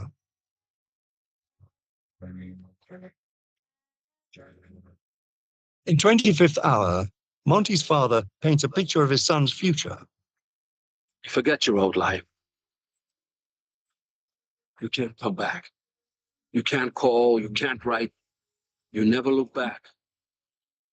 You make a new life for yourself, and you live it. You hear me? You live your life the way it should have been. And his imaginary reunion with Naturel repeats in his head. You might consider these future memories, but because they haven't happened yet, the repeats give us variations of what could happen. In American Beauty, these breaks from reality signal our transition into Lester's fantasy world. For this moment, the action is repeated with extra emphasis using higher frame rates. Oh, is that root beer? Shot this in 3 speeds. The hand moves in 3 speeds. That was 24. This, I think, is 48. And then I think this is even slower. I'm not sure. It's continuous movement of my hand, this jump cutting back. When he goes into this fantasy world, we work very hard on trying to get the right level in the fantasies so that you weren't absolutely certain he was going into fantasy, both musically and filmically as well.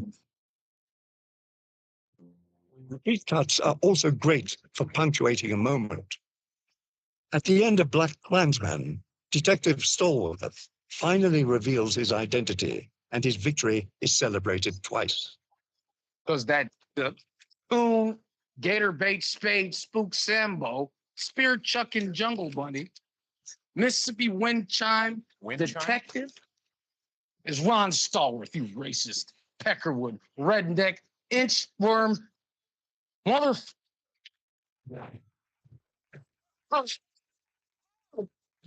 I'll be here all week.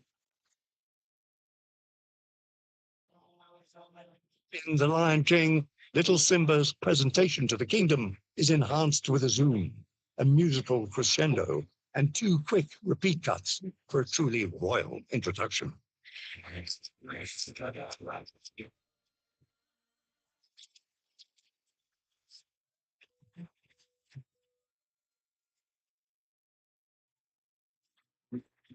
For Death Proof, Quentin Tarantino replays a fatal car crash from different perspectives, one for each of the victims.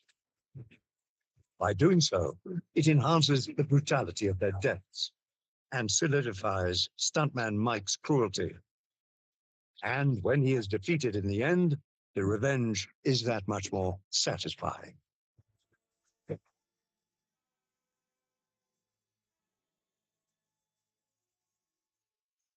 Another deeper way to use repeat cuts is to augment a movie's theme.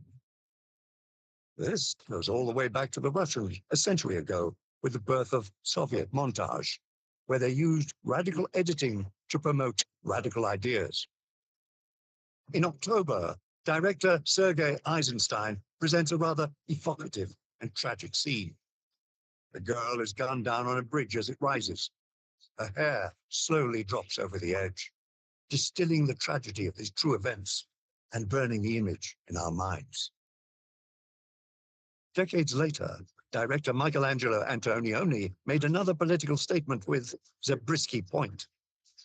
The film is an exploration of the late 60s social revolution, and in the finale, the repeat cuts are used thematically.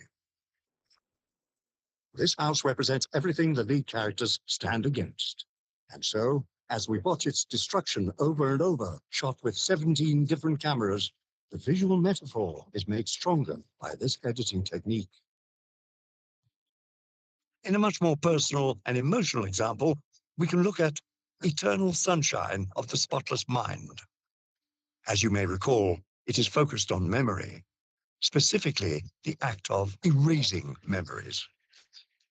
In the final shots of the film, the same action is repeated as the scene fades to white over somber music, hitting on the theme one last time that memories fade, for better or worse. And finally, the repeat cut can be used for pure comedy. In this iconic scene, the Monty Python crew take repeated action to the extreme. Just one of the many meta tricks that play with the cinematic form itself.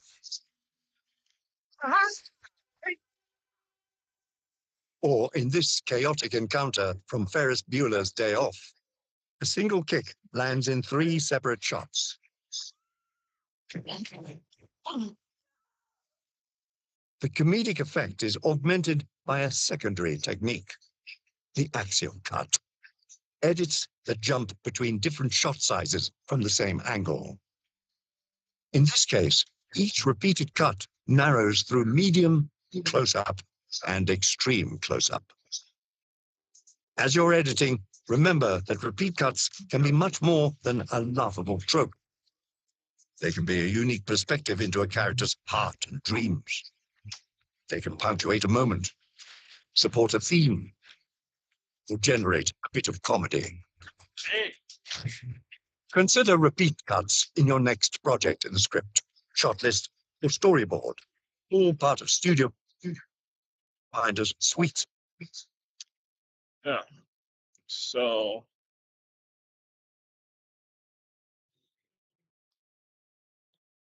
yeah, that's a little bit about. I just want to play that video on my match repeat cut because uh just to show you the purpose of them because I used to see them, but I never really knew why they were used and like the impact.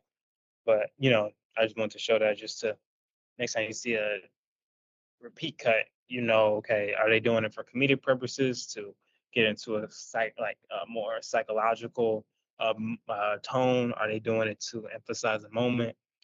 Different reasons they're used. So uh, that's just something to keep in mind. But yeah, that's all I really have for today. Covered aspect ratio and the peak cut a little bit, and that's about it. Tomorrow, go over aspect ratio again for the next session and go forward from there. But I think that's all for me today, and catch you in the next one. Thank you.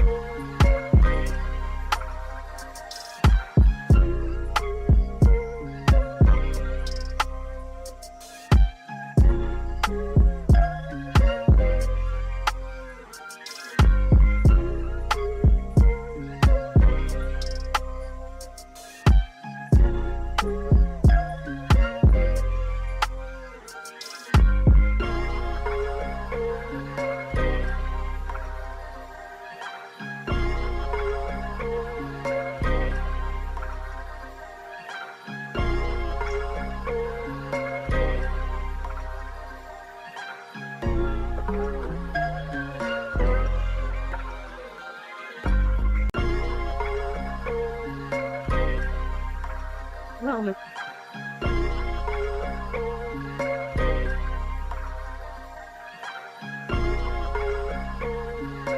it doing?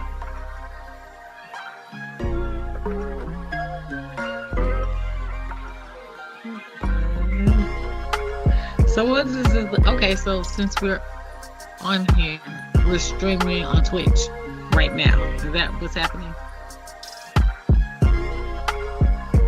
We're just teaching to the broader audience.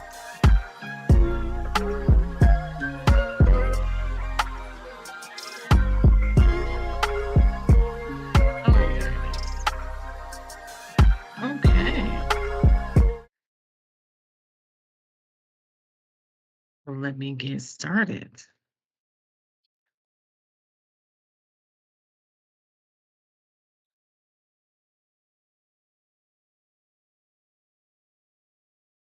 My computer is going so slow. I don't know why.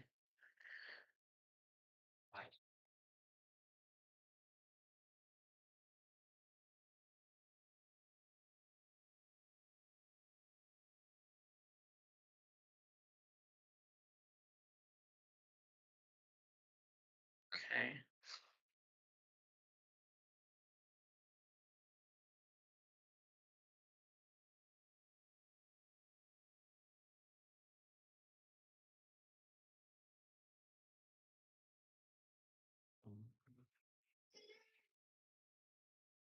One.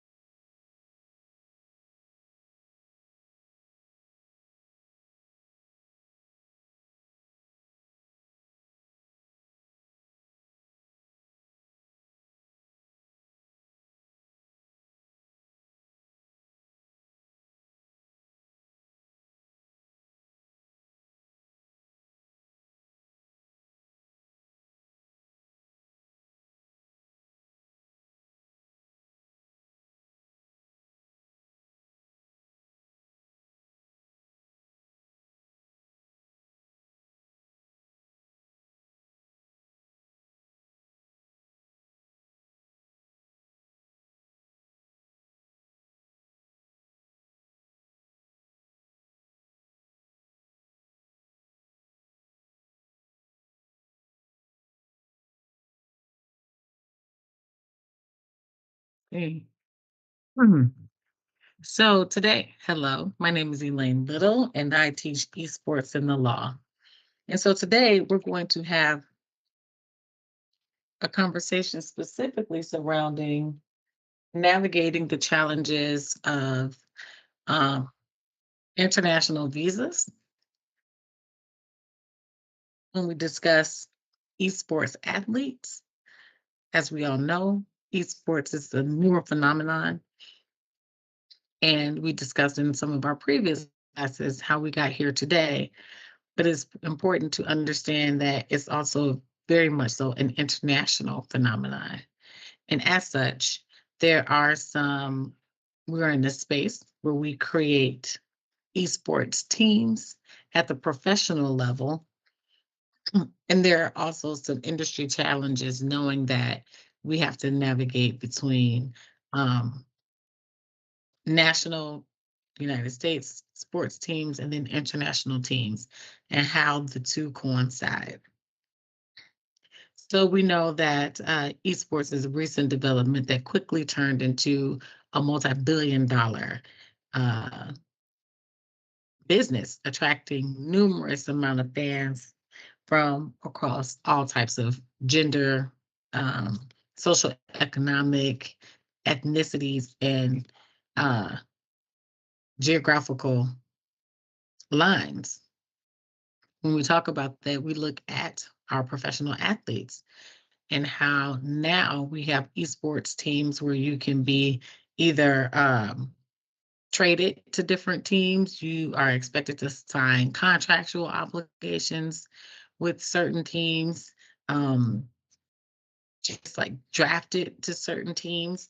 The rapid growth of this and the pace of the rapid growth is contributed to not just phenomenons like COVID, when we were expected to uh, we were expected to, when we had to be isolated, quarantined for long periods of time, and esports was one of the only ways that we could communicate amongst each other and still have some level of social engagement with people that we either know or do not know.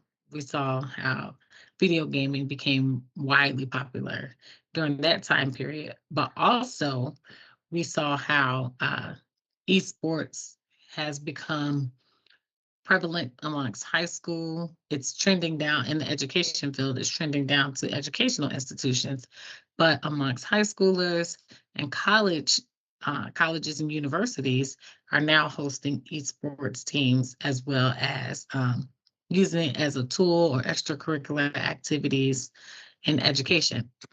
We've seen the major benefits of that when we have growth in uh, participation, students participating in school.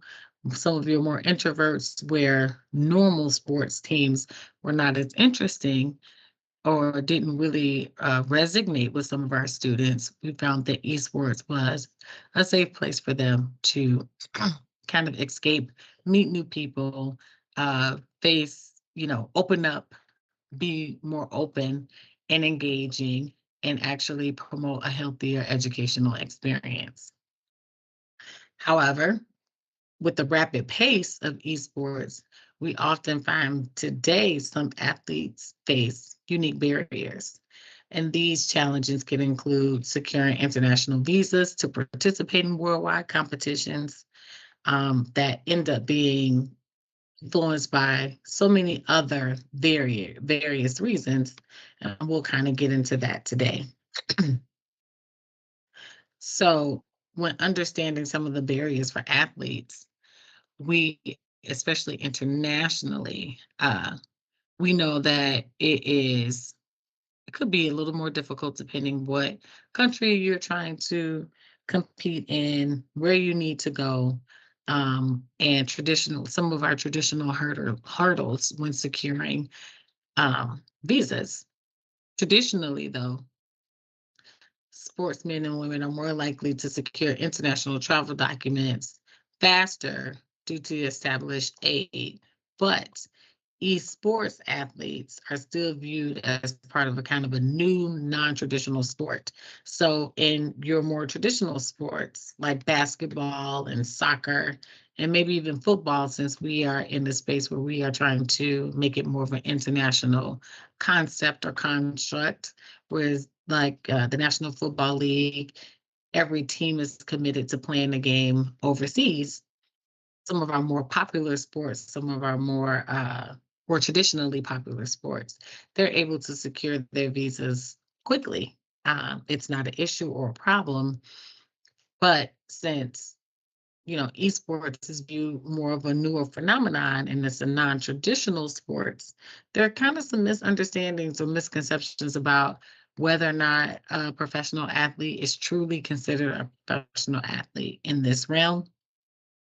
And what are the true intentions of professional athletes going to different countries, the benefits we see, whether or not, having those types of games or competitions worldwide, certain countries may not find it very beneficial, especially financially beneficial, and they may see it or view it as a risk.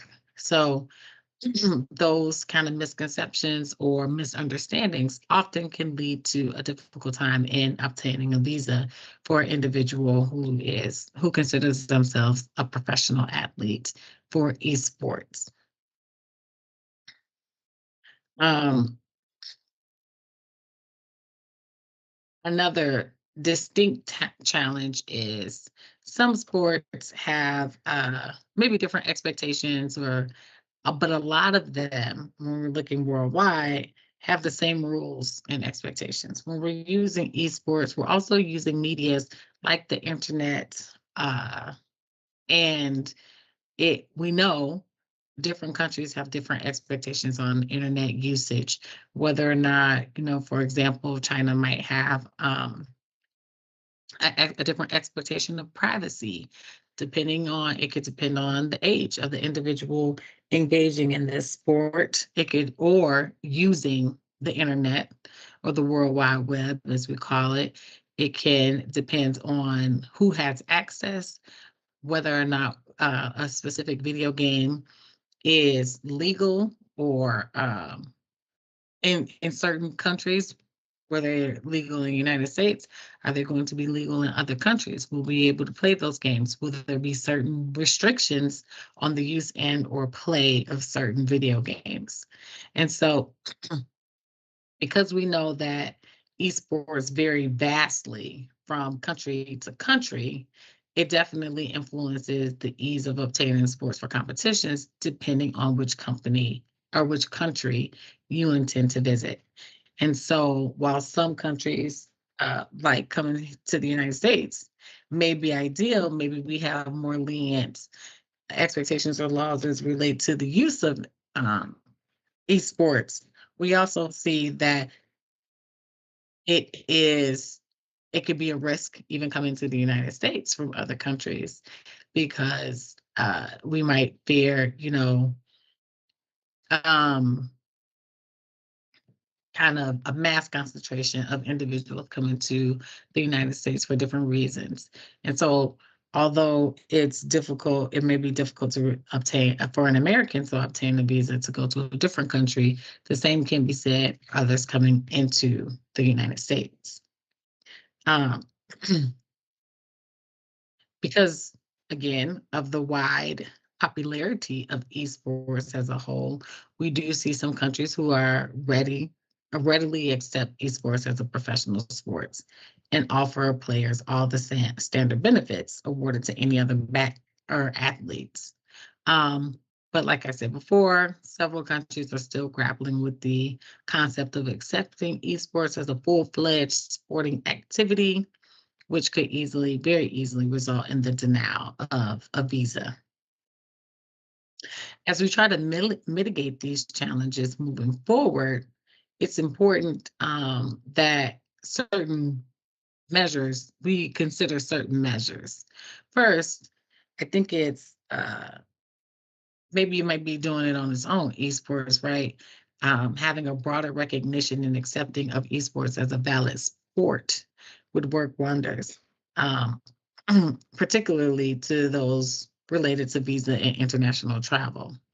So, what will we do? What can we do to ensure there's kind of this broader recognition and acceptance of esports? Some of those concepts would include like comprehensive guidelines for visa applications, catering specifically to those who need the visas for esports athletes.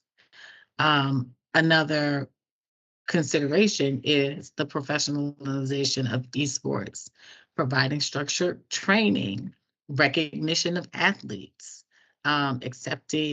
acceptable competition standards, just really formalizing the sport as a national sport, having the same rules and regulations, maybe having an overall body that helps restrict or that helps control or regulate what esports should be doing, what they can be doing.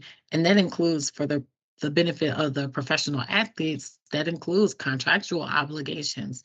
It includes financial backing when we start to talk about some of our more popular teams or companies that have teams. When we have these coaches and we want to pay specific attention to who's being drafted as an esports athlete, what age are they at the time? How can we how can we capitalize on the popularity of the sport while also protecting the sanctity of the sport, different countries' expectations, and the individual athlete all at the same time? And so when we start to think about, changing the scenario for the future, we want to consider the best interest of all parties involved. In doing so, we often talk about esports as as a job, right? As a career path, as a professional athlete, and it's a career path. We also talk about contractual obligations. the longevity of the sport can certainly depend on the what the contractual obligations look like, compensation, whether or not the sport becomes more or less lucrative over time, how often, uh, what buy-in that we get from individuals and countries across the world. But uh, all of that helps and go a long way trying to negotiate the visa application process more efficiently. What we want to see, or ideally, what we would like to see, is kind of a sport that has structure and foundation and value. And so there are implications if you refuse to abide by the expectations of the sport. And those, if you refuse to align with the rules and regulations, you could be fined, or your team can receive a fine. Those types of structured or foundational rules and regulations kind of legitimize the sport a little more. And in doing so, it's more likely to minimize some risks when we discuss traveling and the use of the visas. Okay. Um, as we continue to evolve, we can kind of go back a little bit and talk about some of the historical aspects of esports and their visas. Uh, Obviously, the rise of sports introduced challenges, and visas being one of them. But this wasn't due to the new, this was one based on the newness of the sport, but also some pre-established norms, and we were not ready to accommodate the change yet. Like we stated, video gaming as a whole has progressively increased like technology, the evolution of technology has done over the last 50 or so years. However, plus at this point, 2024, maybe 50, 75 years or so, um, however, we saw a mass increase over a short period of time, like I stated before, kind of during the COVID era or stage and phase. And so, like most other things, technology or processes weren't ready to accommodate the changes that we saw so quickly. Just the same as, immediately having to go to a quarantine model where your children had to conduct school online. This was an entirely new process for both students, parents, schools, teachers alike.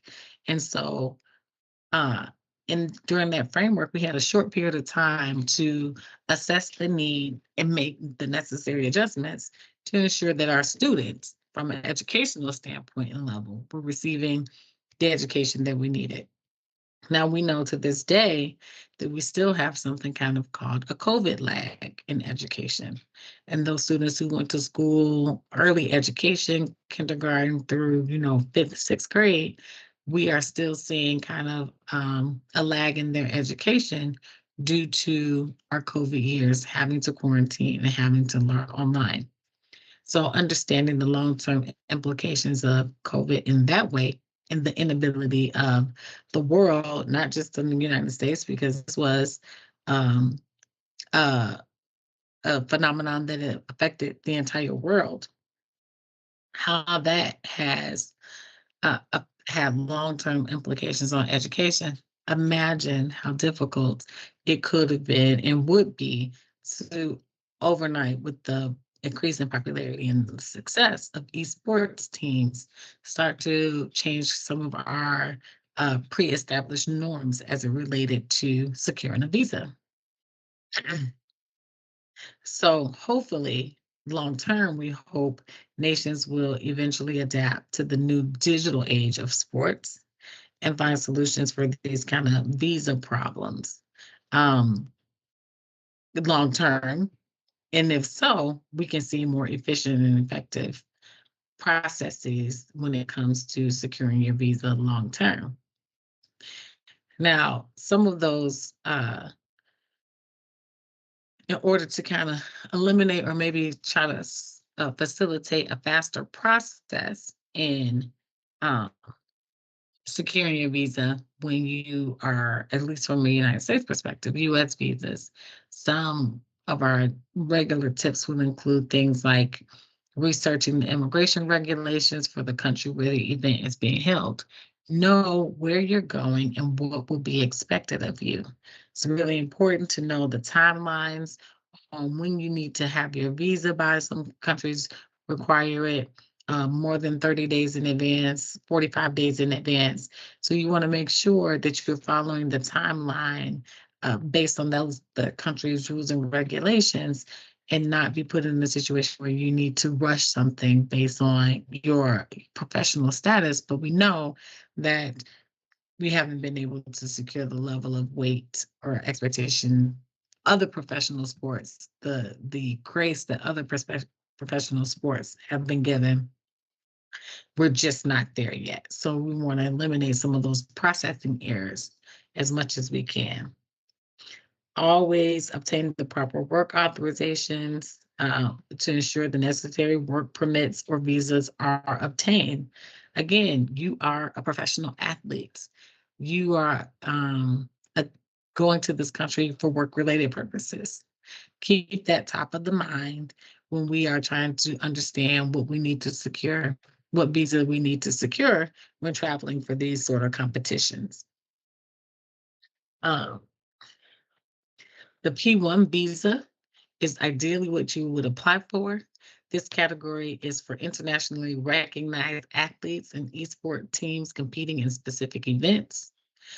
In order to qualify, athletes must have high rankings, prove major tournament wins, and get endorsements from recognized experts. When we talk about building our brands, building our fandom, we've had some of those conversations in the past. It's important to think about and learn and grow from, right? The benefits of securing a wide fan base, a popular fan base. The more you do that, the more major tournaments that you uh, join, right?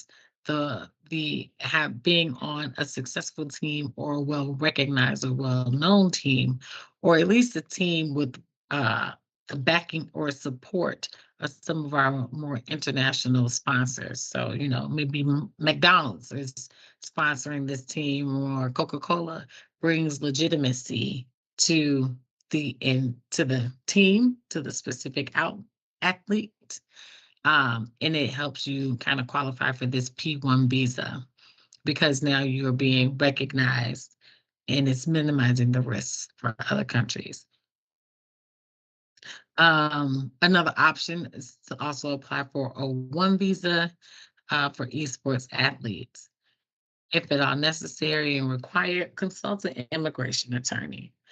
Consulting an attorney on these legal matters will always be ideal. It's going to be the first thing that you want to do to make sure that you're following all the rules and regulations. Again, you don't want to be in the country and not be able to return, or be caught kind of during a layover between the two countries and not be able to either go forward or go back because you don't have the proper legal framework top of mind. The attorney can also help with the application process and ensure all your documentation is in order, kind of increasing your chances to have your visa approved. Um, Another thing to consider is whether or not you are switching games. Now, I know that may sound a little vague or, you know, odd. Talking about a team, if you're playing a specific game, it's kind of really, if you switch that game, it might be considered a different sport. It may not, you may not have the popularity to legitimize you as an athlete and the new game. So you want to be very cautious about doing that. Um, so I'll show a very brief video that talks about, finding a sponsor for esports visas.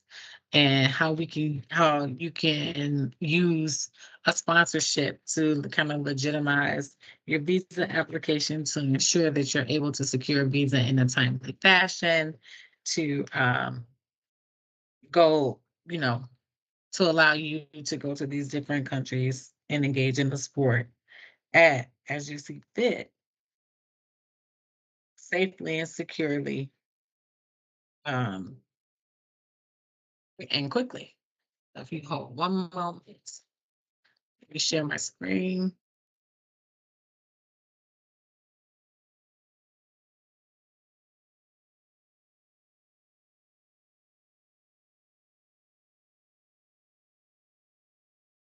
Some of those games, some games that we see a lot too.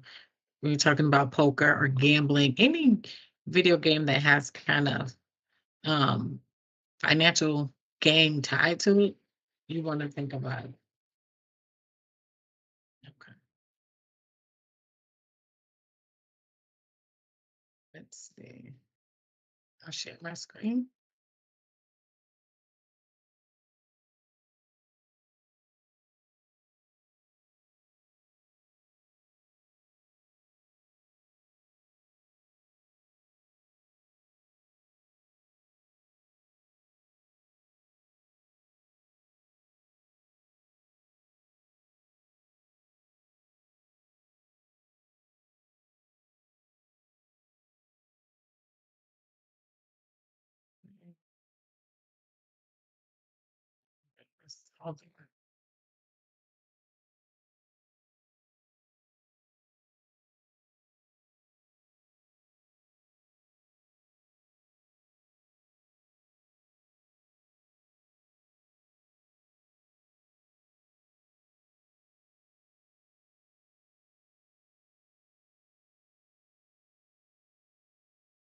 Hold on. My screen is moving a little slow, and I will try to share and didn't have the sound on. So let's try this again.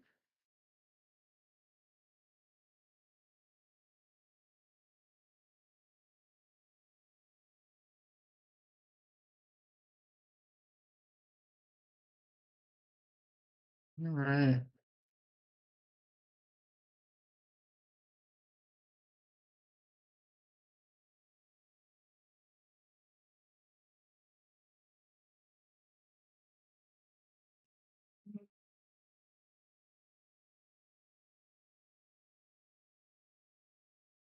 Dollars per year, but you'd like to, I strongly encourage you to start a bookkeeping business. That's right. If you're willing to learn how to use a free program called QuickBooks, you can make six figures working part-time.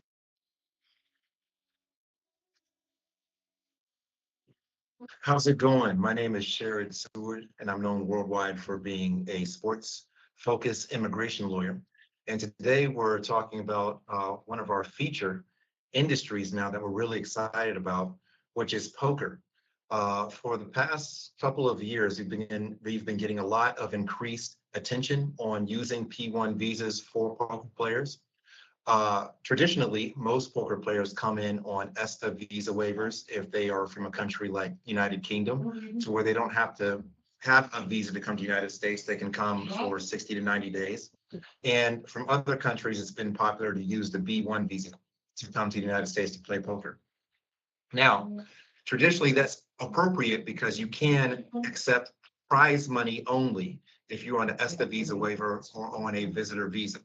So you technically do not need a work visa to obtain that prize money. But nowadays, as the sport grows and it gets more popular, these, well, I'll call them athletes and professional gamblers, starting to have show money to show up for certain type of events, and are also starting to have sponsors and other type of businesses they do here in the United States while competing in poker. In addition, there is the thought of Vegas and some of the other towns in the United States are a great place to live if you're in that profession, which of course you cannot do if you're on a 60-day or 180-day visa. That's not going to permit you to live. And it's gotten to the point that we've seen a number of poker players enroll in school on F1 just so they can have that access to Las Vegas and other cities they go to. One thing we want to highlight today is one of our first poker success stories, which is Yuan from China. And what's great about this particular visa category is you can be ranked pretty high, like, in multiple thousands in poker and not even have very high winnings and still be appropriate to obtain a P1 visa. And I'll share my screen to show you what we're talking about. So over here is Mr. Yuan. As you can see right now, his global ranking is 147,189, and his national ranking is 2,000. And here you can also see his live bet cash and things like that. And a lot of his best showings are for World Series of Poker's online championships. And you'll find sometimes he'll get like 19th, and sometimes he'll get first in a tournament. And even with this kind of background, we were able to get him the P1 visa. And the reason why he wanted one is because in a lot of countries, they don't have access to S visa waivers. And also, they do not have access to, visitor visa appointments. For example, in countries such as India, you might be looking at over a year to get a visitor visa appointment, the same as countries like China, where they don't, one, cannot get an ESTA visa waiver, and two, it's really it takes way too long to get a visitor visa. When you have P1s and O visas in the same country where it might be a year to wait for a visitor visa, you can get appointments in a couple of days or a week. And even if they are a month out, we're very efficient at getting expedited appointments. So you can really get access to the United States within a month or two using premium processing. But I think this is a great success story that shows that there's a lot of people in the world that are eligible for P1 visas as poker players, even if you haven't won major tournaments or won a lot of money in the grand scheme of things. So please keep this in mind. If you're a poker player and you want to come to the United States to play poker, we can certainly help you. And you don't have to have much accolades for us to do it. So we look forward to working with you. And then until next time.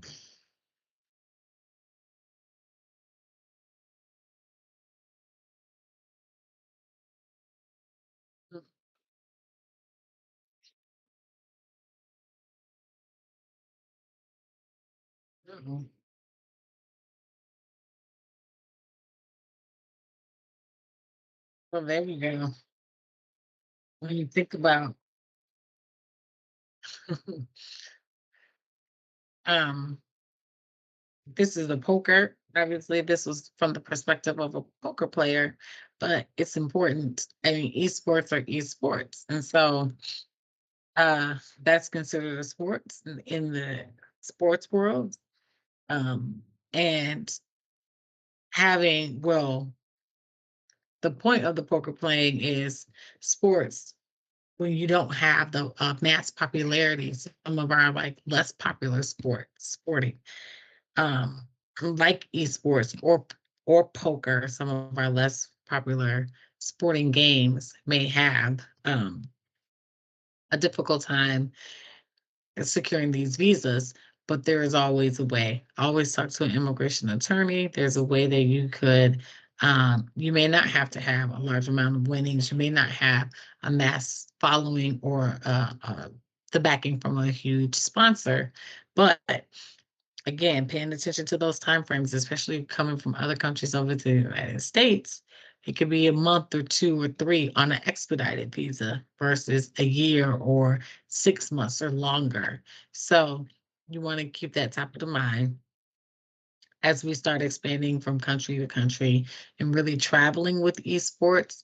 We want to make sure that we're able to do so successfully with the least amount of distractions as possible as the sports continue to grow.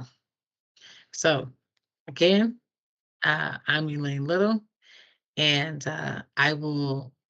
today's course was on esports and immigration visas, the difficulty in obtaining them, and ways in which you can use your fandom or your sports knowledge and obtaining a visa, the popularity, your likeness for expedited visas, and really trying to hone in on ways that esports can become a more foundational or formalized sport across country, making those securing a visa more of a streamlined, simple, and easy process. If you have any questions, please reach out to Click Services, and thank you for joining us today. Bye-bye.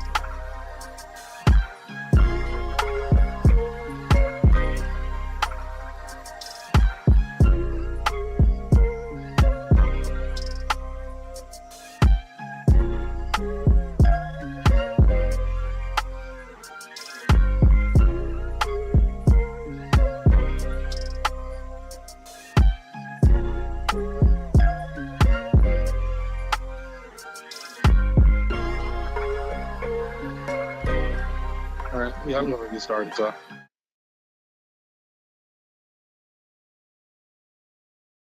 all right.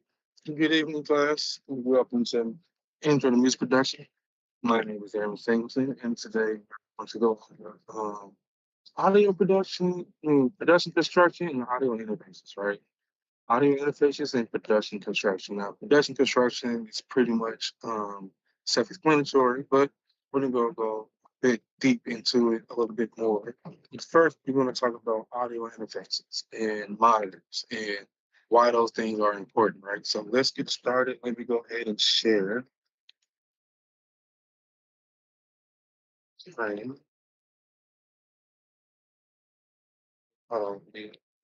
Yeah, give me 1 second. I'm sorry.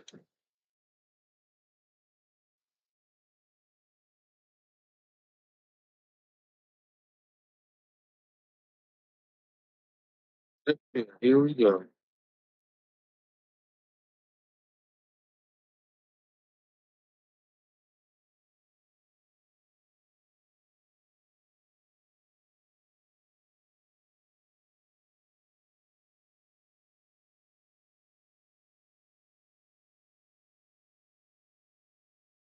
Right. Audio quality interfaces and production construction, right? That's what we're talking about today. So audio interfaces, um, and why they're needed. Audio interfaces converse music production, I'm sorry. Okay.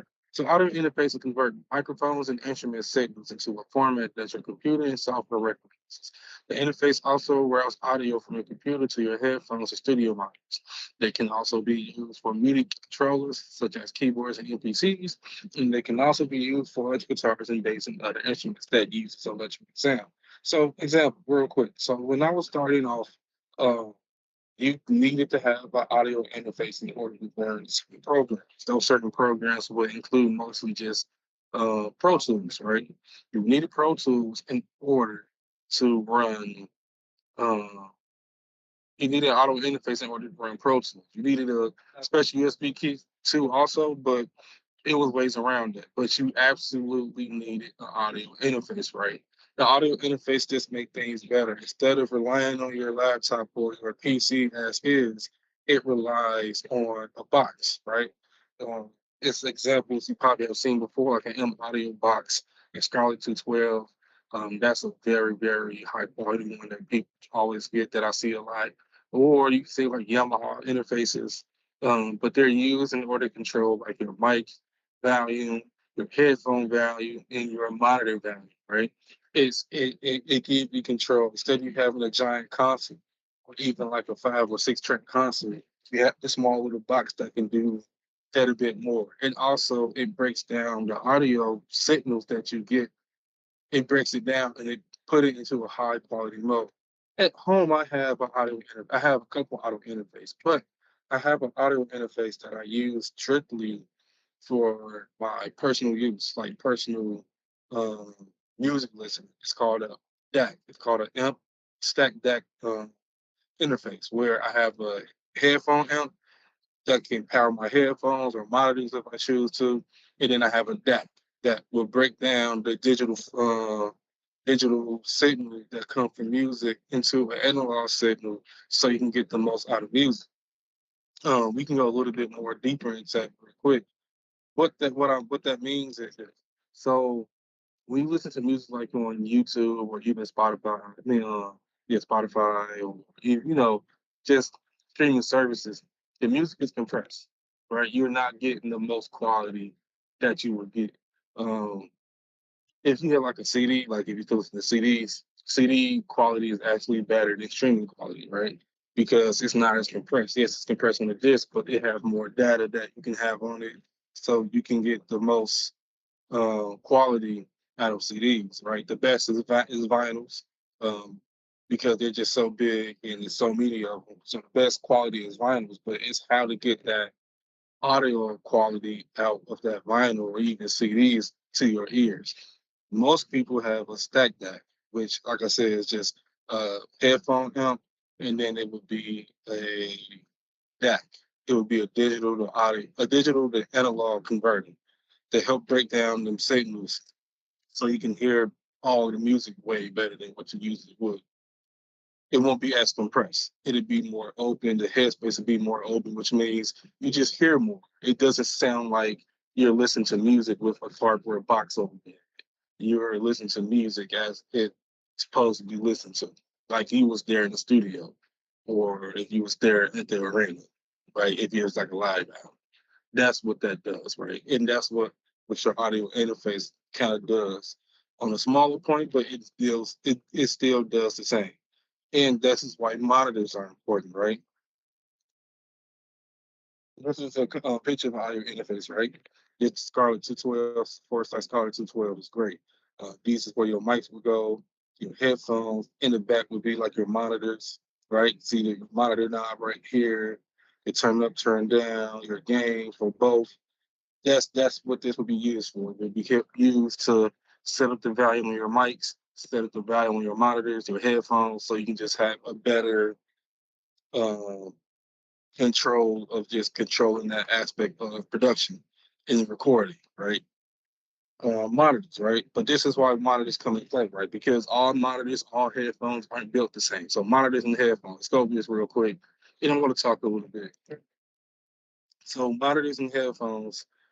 Studio monitors are loudspeakers in the speaker enclosed specifically designed for professional audio production applications.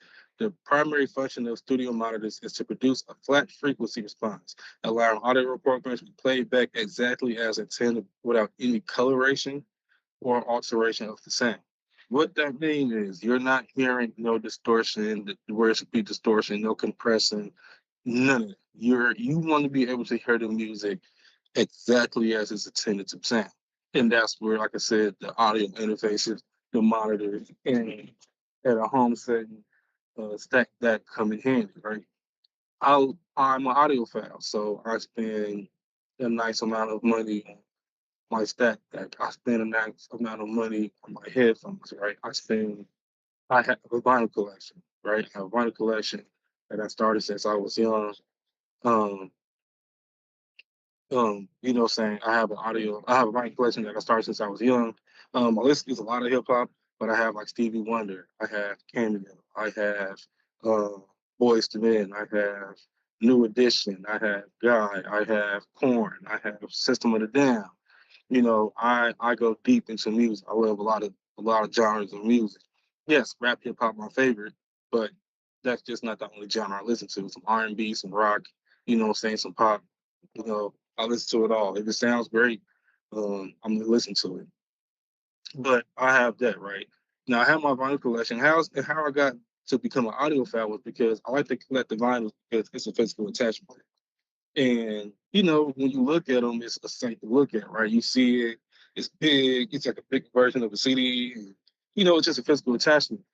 I had got a record player as a gift. My mom bought me a record player, and it was okay, but it I could tell just by working on music, even back then, that a lot of the music, that sound that was coming out of that record player, the pitch was off, right? It was too high, too twangy, like too windy. That's the best words that's coming to my mind right now.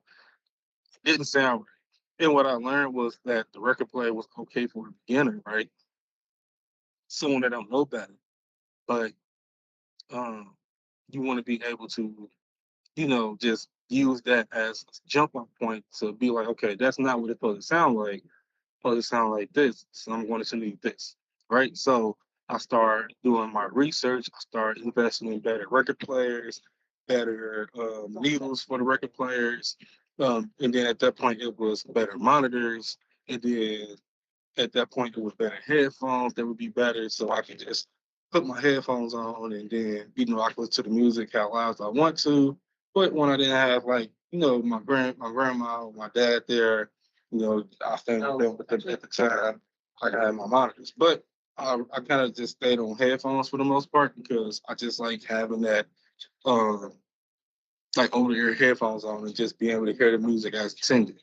Um, for example, my headphones that I'm using right now, they are some Sennheiser headphones. I believe I spent, I think, 320 on the headphones. On my stack deck, spent $300 as well. And my record player, I spent, well, I didn't spend, my wife bought me, but she bought it for $565, right? And that's not even me buying the needle. That's an extra $120 and the special chords so I can get the best sounding music out my headphones. So I spent a lot of money, right? Just based on just my setup. But to me, it's worth it. Now, let's get back to this lesson real quick and how that all ties in. When you're starting production, the two most important things that's going to matter, other than your PC or your laptop, and you have an FL Studio or whatever you're going to use, will be your monitors and your headphones because you need to be able to hear the music that you're making exactly as it's intended, right? Real quick example. You want to have a decent pair of headphones, right? You need a decent pair of headphones that you want to be able to rely on that will put out the music exactly how it sounds. So these are the headphones that I would tell you to do your research on, look into buying, right?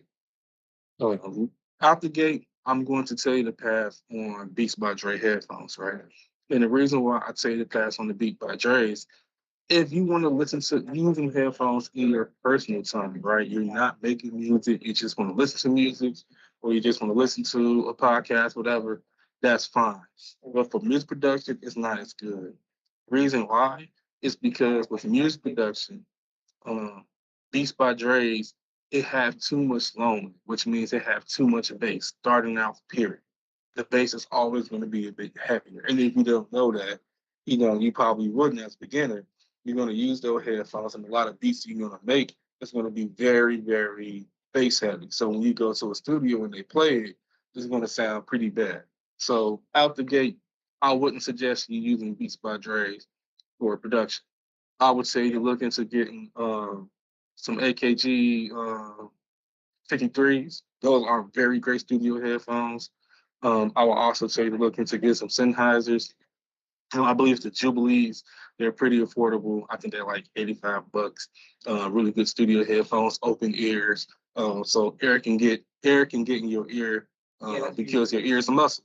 And you need air to get in your ear so you can hear correctly and you won't overtire your ear, right? Because you know your ear get tired.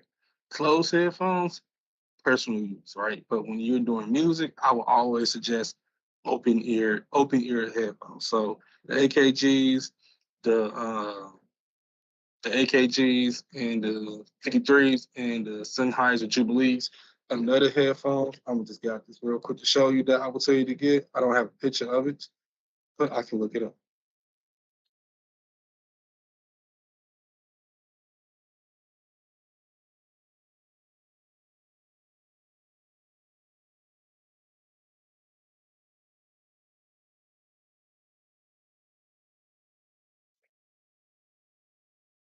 MDRs. These headphones right here are great.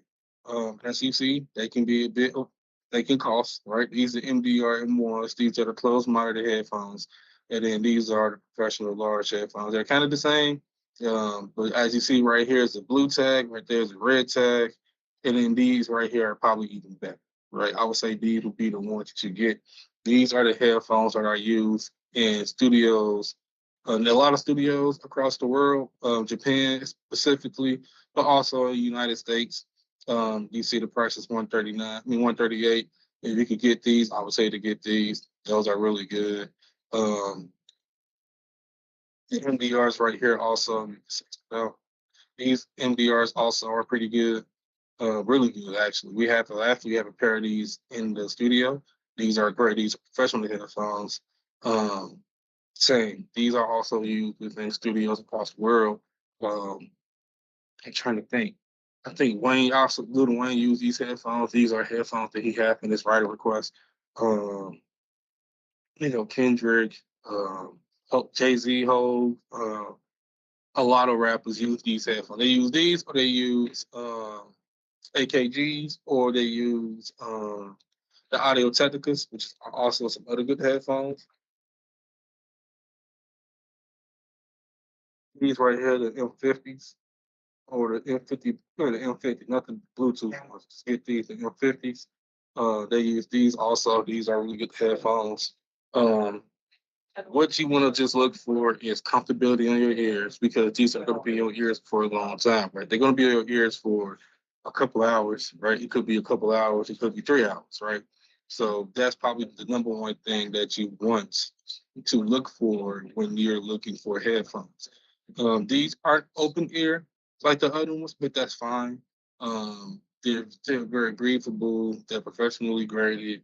Really good headphones. Really good headphones that I would say to get. My personal favorite would be the Sony Red, the Sony Blue, or Red would be these. Um, these my personal favorite, or it would be the Sennheisers. Uh,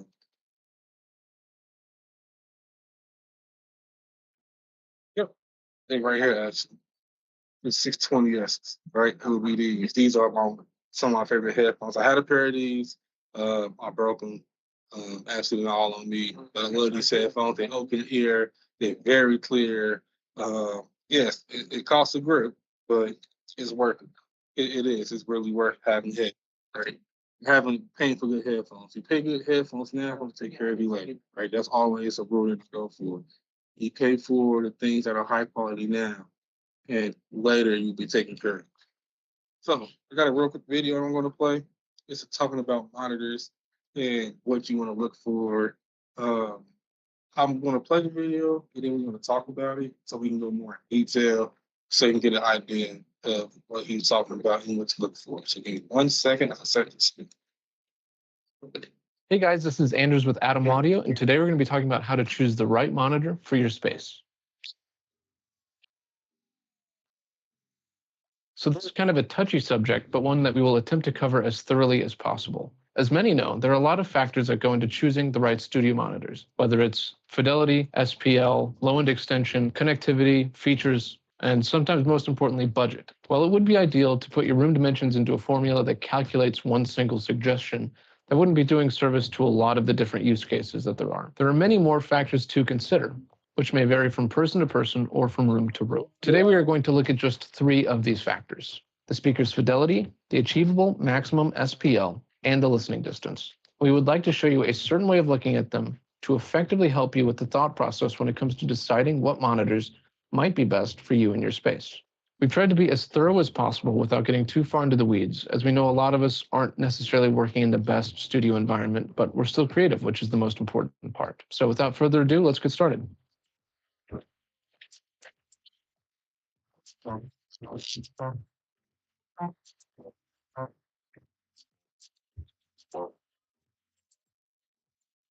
So to start, let's put the 3 factors at the corner points of a triangle. Now let's look at 2 extreme examples to see how this graph works. The S5H main monitor, the flagship speaker from our S series, and the T5V near field monitor from our more popular and more affordable T series. The S5H is able to give you extremely high fidelity and very high maximum SPL at 131 dB, allowing you to have a very large listening distance as they are designed and equipped for main monitor applications. With this particular speaker, you could satisfy very high requirements, which are pretty much at the ends of each different scale. The T5V, however, which is designed as a near-field monitor, has significantly less maximum SPL, lower overall fidelity, and a certain limit to the max distance that you should be away from your monitors when listening. These 3 factors may seem pretty much independent from each other, but for a specific speaker, they are not. The given value for maximum SPL, for example, is usually referring to a distance of 1 meter or around 3 feet. When you as a listener move away from the speaker further than that, the maximum SPL achievable at your listening position will be lower. Doubling the distance will cost you around 5 dB in an average room. Also, pushing the speaker to the very edge of its output capability comes with a relative loss in fidelity. So choosing a speaker that delivers the monitoring level you expect, plus a little more headroom, will ultimately give you better fidelity. You may, however, decide to sacrifice a good performance in one of these aspects for an even better performance of another factor with the same speaker. Your specific use case and requirements can be drawn out in the same kind of graph. So you have to ask yourself, what level of fidelity or audio quality do I need? At what levels do I like to monitor, and how much more headroom do I need? What is the size of the stereo triangle that I can fit in my room given the correct setup? And the many monitoring solutions in our T, AX, and S series are meant to serve applications in between the two extreme examples we have just shown. As you can see on the fidelity axis of our graph, we have all three series of monitors. The S series reaching up the furthest in terms of fidelity, followed by the AX and the T series. Neither the T5V, T7V, or T8V can surpass this fidelity threshold in any setup. However, the larger you go, let's say from the T5V to the T8V, you can achieve a higher maximum SPL, which comes with the option to monitor with your speakers further away without having to compromise too much on monitoring level. Let's go through a couple more examples. The A77X will deliver high fidelity and allow for a relatively large listening distance with high max SPL at 122 dB, while its smaller brother, the A7X, will have the same fidelity, but lower maximum SPL, and therefore it lends itself for a shorter listening distance. Let's take another look at the A7X, which maybe fits most of the requirements in your use case, but you want to get a little bit more monitoring level out of your speakers, which, as we said earlier, have a fixed max SPL. In this case, you may decide to settle for a little shorter listening distance to gain a higher maximum monitoring level in your room. Another way to increase the fidelity or the max SPL in this case might be to add a subwoofer like the Sub 10. The ultimate goal is to find the best match in all three of these factors. You may find for a certain budget, you may have to trade off one for another. And as a general rule of thumb, the higher your budget, the less compromises you have to make.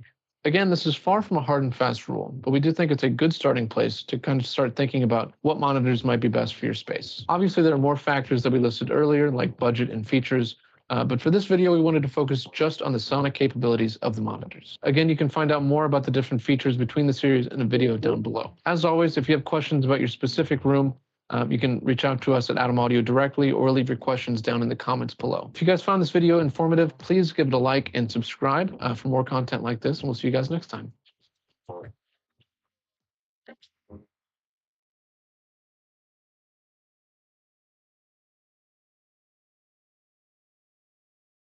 Right.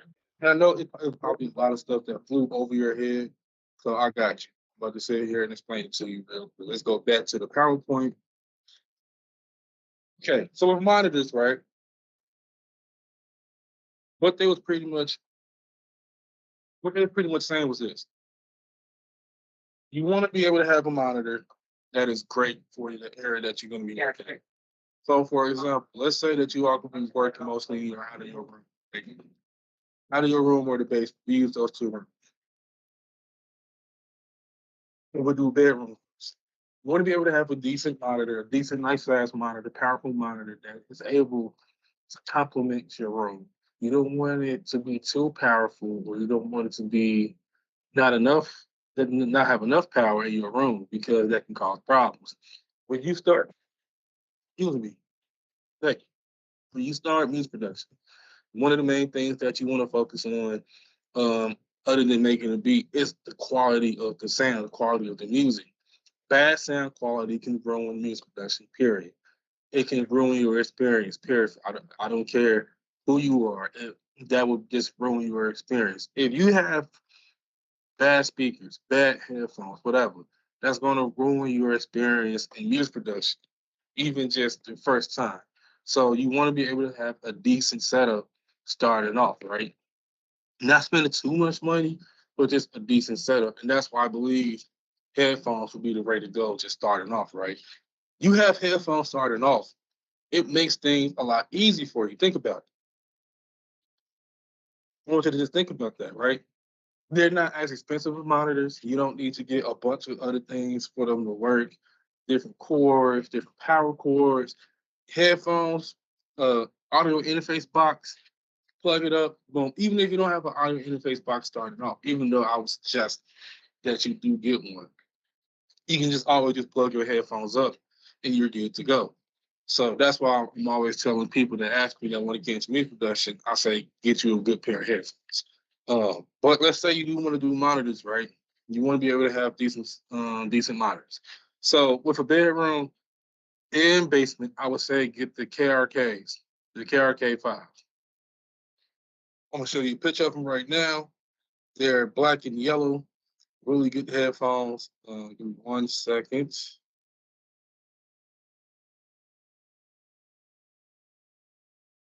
KRK5s, right?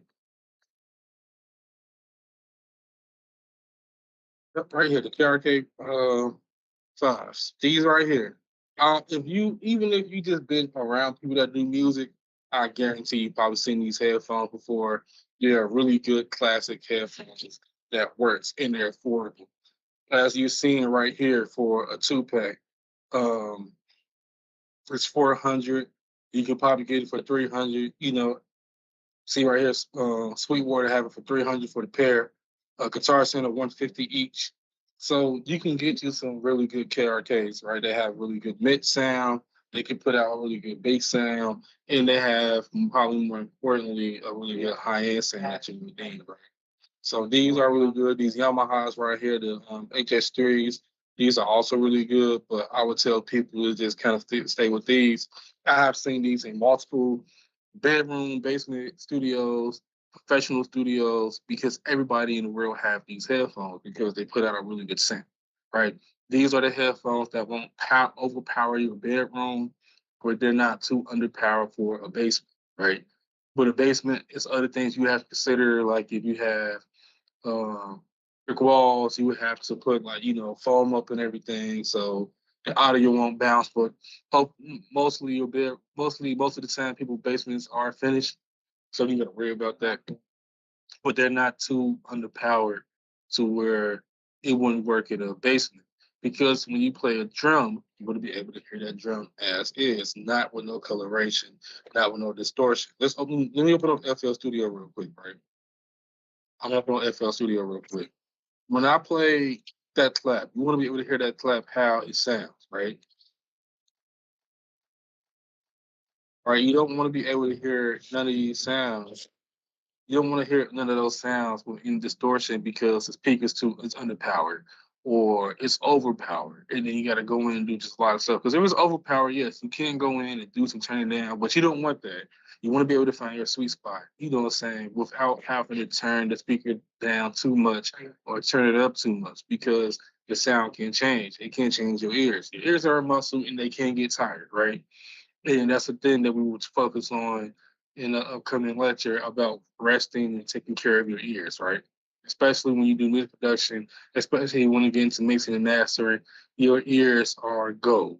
So you want to be able to take care of that, right? But that's the thing, like you want to be able to hear these sounds as is. And if you can't do that with equipment that you have with your headphones or with your monitors, you have to get that right. So get back here. So we talked about that, but that's the thing with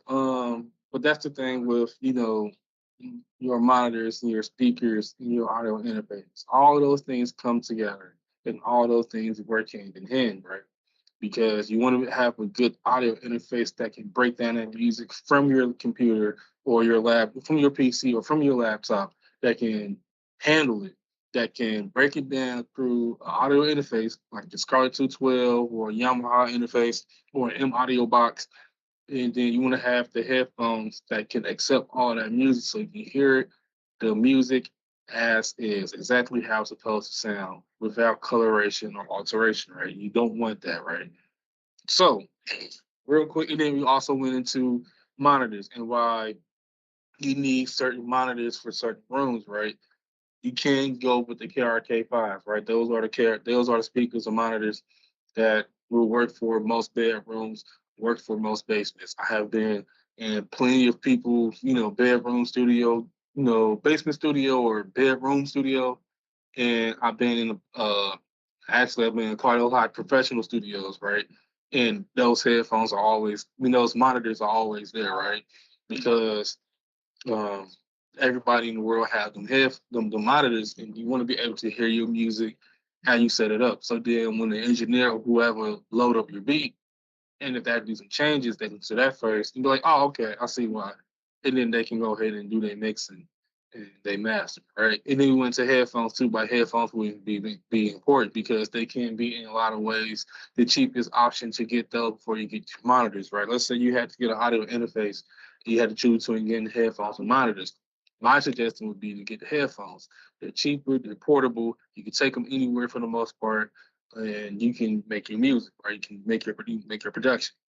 You can get some really good headphones for a really decent price, right? We went over the Sony blue label, the red label, the Sennheiser 620s, the AKGs 53s, the Audio Technica professional monitor, headphone monitors. We went over a lot of them, right? So, and if you need even more suggestions, email me, and I will let you know. I will send you a list of even more headphones and monitors for you to get or check out if you really want to, build your studio, build your production studio. Now, this is gonna be just 2 slides. I think it's this one and the next one. It's production construction, and I'm gonna play some videos and go more in deep into detail about what that is, right? So, production construction. How does construction be? What is production construction? Production construction is when you start a beat from the beginning to a finished product. You decide when the beat is complete. You're collaborating a beat with an artist. Both have to agree that the beat is complete to both of your liking. Beats can be crazy complex drums, or they can be simple as a drum plate or a loop sample, right? And like I said, I told you just really fast with that one. What that means is this, right? With production construction, what that means is this. It means that my mic, my camera. Okay, there we go. What that means is this with production construction. It means that production construction is just pretty much based to you, right? If you work on the beat by yourself, solo, one-on-one, the beat is done when you say it's done, right? You may ask for a friend opinion or a family member opinion about a beat, but overall, it's up to you when that beat is done, right? Um, think about it. You make beats all the, I make beats all the time, and I know when I like the beat, but maybe I want to ask my wife, maybe I want to ask my oldest son, maybe I want to ask my cousin or brother, whatever, and they may have a suggestion that I may agree with, and they may not have a suggestion I don't agree with, right? But when you work with artists, both of you all have to come to an agreement, right? Because the artist may hear something that you don't hear, right? How many times have we heard about artists in the studio not arguing, but just having disagreements about beats? It's been actually a lot, right? If you read into that type of news and everything and stuff like that, right? Just I don't like how this sound, or it's too slow, whatever. And it's mostly with R&B artists, right? Because you have R&B artists that just they feel like they know what they sound good on, and sometimes they need something different. And their ears doesn't hear it like that as the producer here. Like someone like Jermaine Dupri working with Mariah Carey, right? Mariah Carey was kind of hesitant at first working with someone like Jermaine Dupri because she didn't think that he understood what her voice sound good on.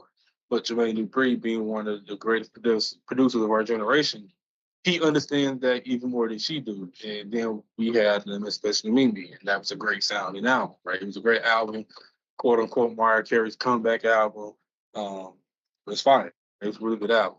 So that's production construction now, right? It just how do you make beats? So right now what I'm gonna do is this. I'm gonna play a video. I have a video I'm gonna play.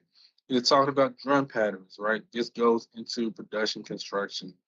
Um, it's 3 levels of drum patterns because your drum patterns is going to be the most important thing that you all need to learn, right? Because with um, your drum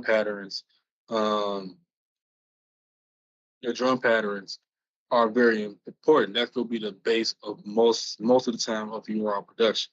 So this video is about 13, 14 minutes long. It's going to talk about 3 different types of drum patterns. I want you to pay attention to how you make your drum pattern, how that can be super simple, and then how that can be crazy complex, right? So just pay attention to it. We're gonna watch the video, we're gonna talk about it, and then wrap up.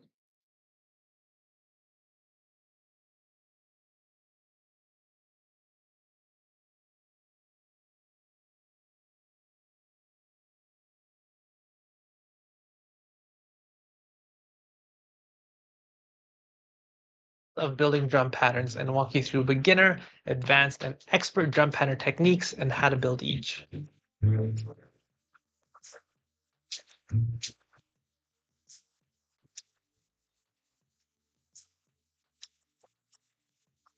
First off, I want to say that all the techniques I'm about to share should be used no matter what skill level you're at. I make beginner drum patterns all the time when making beats, and if you do too, it's not a bad thing. Always do what's best for your beat, even if it means building something that's a bit more simple. So let's start off with beginner drum patterns. Now, a good place to start that I always start at when I build my drum patterns is to place the kick on the 1, and then grab your snare or your clap or whatever you're using, and place this on the 2 and the 4.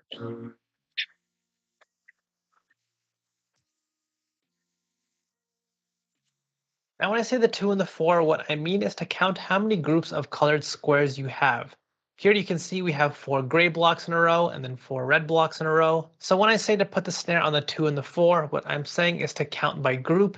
So here putting a snare on the beginning of the second group and the fourth group is what I mean. Most all hip hop beats share this note placement. These are the fundamental notes for beat making, so it makes sense to start here. Now already there's one thing that I want to point out. I am making a beat in single time here. You might see other producers say to place your snare on the 3 and the 7 instead of the 2 and the 4. When they say this, it's because they are working in double time. So if I were to speed this beat up by double, bringing this from 69.5 to 139, feel free to pause this video to double check this calculation yourself. Now if I were to keep my snare on the 2 and the 4, this drum pattern sounds way too fast. Only a robot could rap this fast. Some kind of rapping robot. Mental note, build a rapping robot and become a millionaire. Sorry. So if you're working in double time, instead of having your snare or your clap on the 2 and the 4, place them on the 3 and the 7 instead. And there we go. We have our fundamental structure down. By the way, if you could, hit the like button and subscribe if my videos help you out. It really does help my channel out, so it'd mean a lot to me. And if enough of you hit the like button, I will reveal my rapping robot to you. So now that you have your fundamental notes down, your kick and your snare framework is in place, you can move on to your hi-hats. What you can do is draw in all of these blocks to create a more dense hi-hat pattern.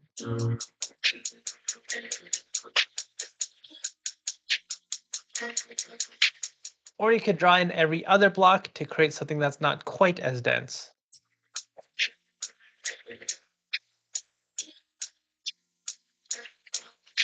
Both of these hi-hat approaches are very common for drum patterns, and again, don't feel bad being this simple. These types of hi-hat patterns work for a lot of beats and are very effective. Now that we have our fundamental structure down, next let's add in the additional kicks and snares. When it comes to adding in more kicks, relatively speaking, you can get away with being a bit more free and placing down kicks in different places and still have your pattern sound okay.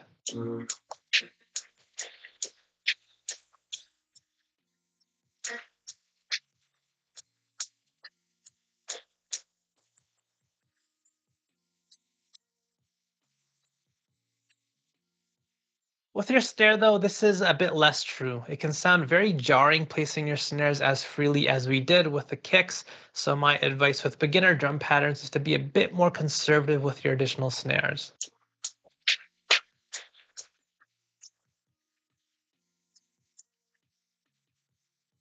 That sounds like a bit of a mess, so with our snare pattern, we're going to stick closer to that fundamental structure that we built. Now with your hi-hat pattern, changing your framework by adding, removing, or moving notes around can be a great way to build in your own rhythm. With your kicks and your snares, I would advise keeping those fundamental notes in place and don't be a fancy boy with those. For those of you that remember my video on the biggest red flags for a lot of bad beats, that was one of the most common errors producers make. But with your hi-hats, you can be a bit more free to introduce your own unique rhythm into your drum pattern.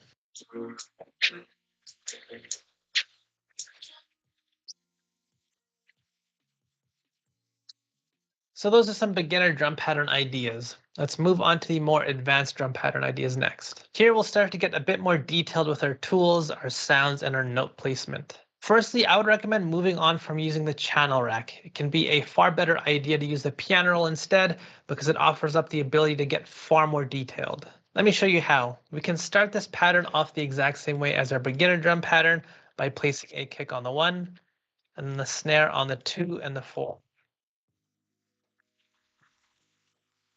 So here I'm just going to repeat the same pattern over and over again.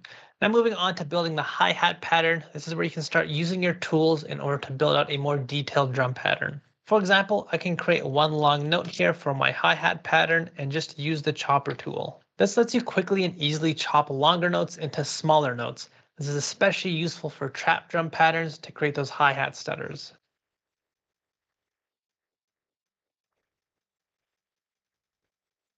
Another very important tool is velocity control. Using the exact same velocity for all of your notes can make your drum pattern sound stiff and very programmed, which isn't necessarily always a bad thing depending on the type of beat you're making, but here this will sound unnatural since I'm going for more of a boom bap aesthetic. So I'll change the velocity of these notes like so. And I can use my piano roll shortcuts to quickly repeat this pattern over and over again, so I don't have to manually draw in my velocity notes like a real idiot. So controlling the velocities of your notes can really help you elevate your drum patterns. I know some people really advocate for using the randomizer. This is a tool that lets you quickly and easily randomize the characteristics of your notes, like the panning or the velocity. Personally, I think these characteristics are very important and can be used to create very specific feels for your drum pattern. So I recommend being a bit more manual and hands-on to craft exactly what you want instead of just depending on a randomizer. Another idea to play with is the timing of your notes. Instead of having your notes all hit perfectly on grid, pushing some notes slightly off grid can be a better fit for your beat. Again, instead of sitting here like a real dumbbell, a real bird brain, manually moving these notes one by one, I can use a tool to do this. So here I'm in my quantizer, and depending on the preset or template that I use, it can slightly push your notes off grid.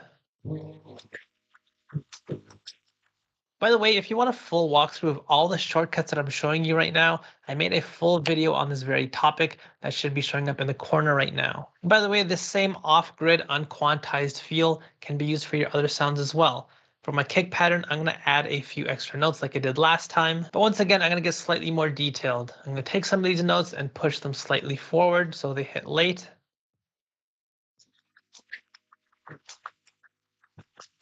And I can take other notes and push them slightly away from the grid so they hit early.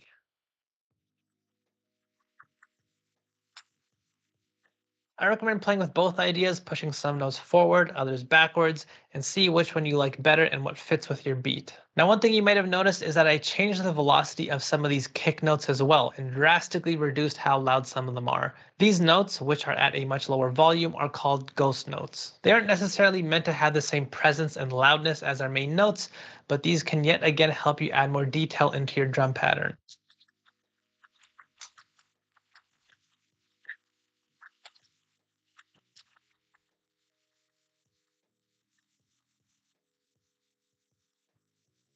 Another way to add detail into your drum pattern is by diversifying your sounds. So instead of just using one sound in order to create your ghost notes, for example, I can bring in yet another sound altogether, which is what I'll do for my snare. Our main snare here sounds a lot more powerful and present, whereas this new secondary snare sounds much more weaker. This can help me introduce more notes into my drum pattern that aren't as overpowering or intrusive. It's yet another layer of detail.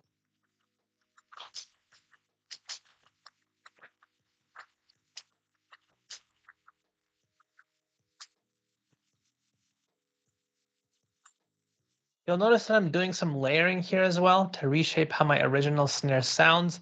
Using multiple drum sounds and playing around with layering certain drums and not layering others can be a great way to add detail into your drum pattern as well. And I can use the same approach with my hi-hat pattern. Here I'm just going to grab another hi-hat.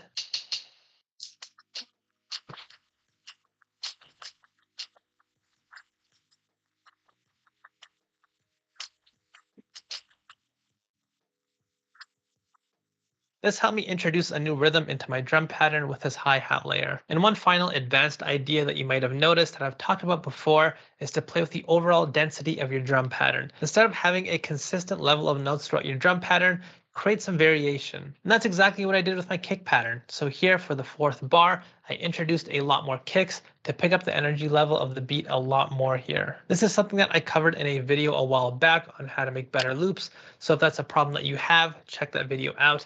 It's in the corner. So those are some advanced ideas that you can use in your beats.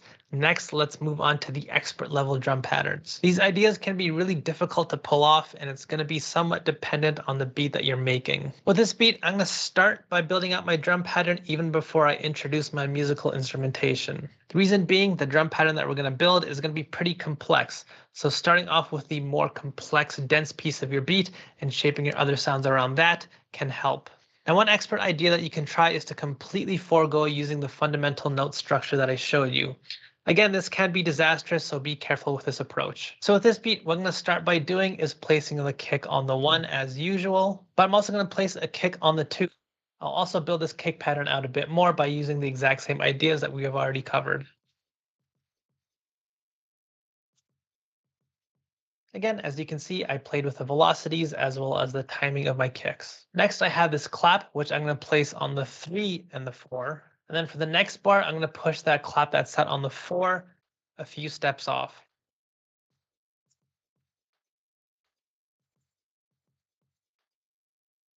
Now we're getting real wild here. Using this as our basic framework, it's already providing a very unique rhythm. So let's go ahead and approach our hi-hat pattern with the same idea of just foregoing that fundamental note placement.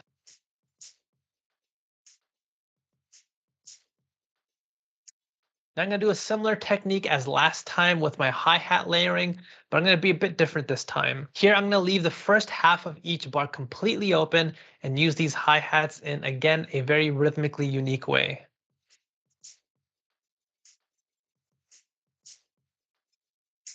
Usually hi-hats are used to build a more consistent rhythm in your beat, but by using them in this inconsistent way, I've just built something a little bit more unique. Another technique to use for your drum patterns is using more unique sounds. So for example, I'm going to use this tom here.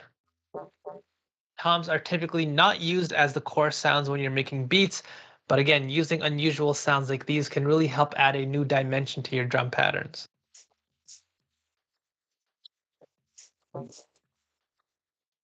Overall, we have a very unique rhythm here with a lot of unique sounds, and overall, we just have a unique drum pattern. And now I can come in and start building up my musical layers around this pattern.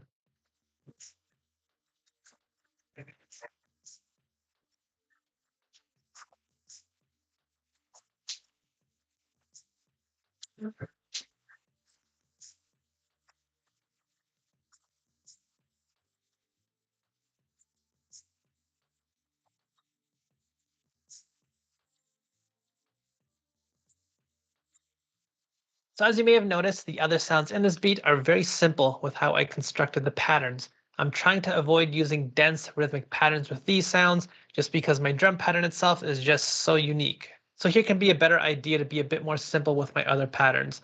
Balance is always key.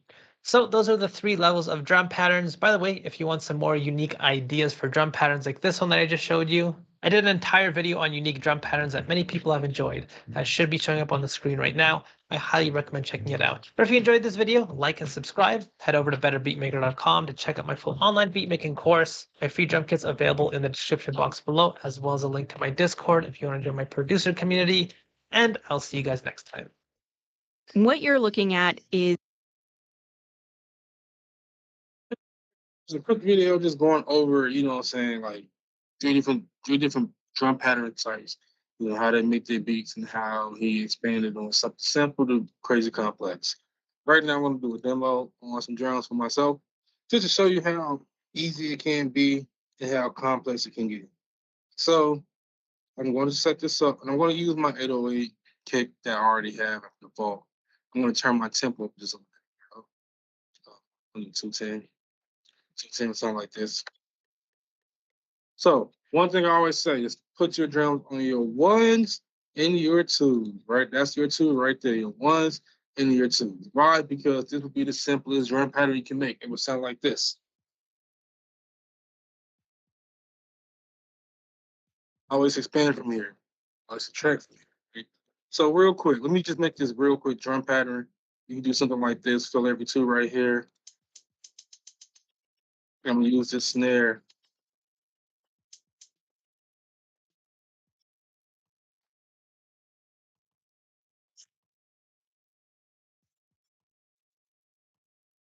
Right? Now you may be like, what about I want that, right? You don't want the hi-hat or this drum pattern. You do something like this thing.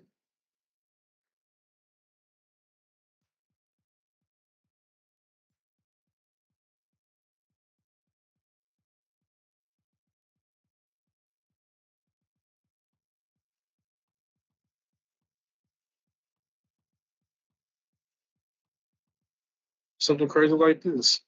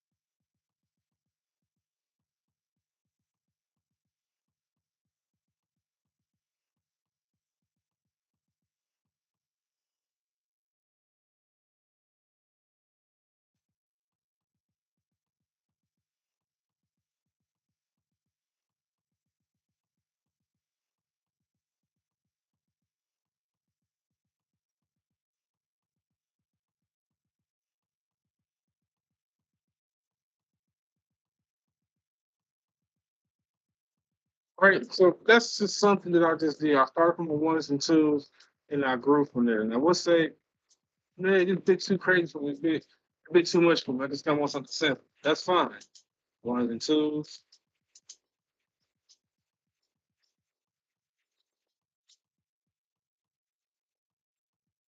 Get the high hats too.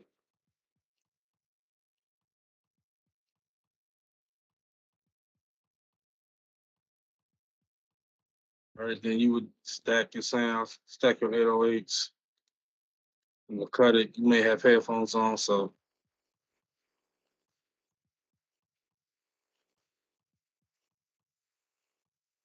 I might do one thing.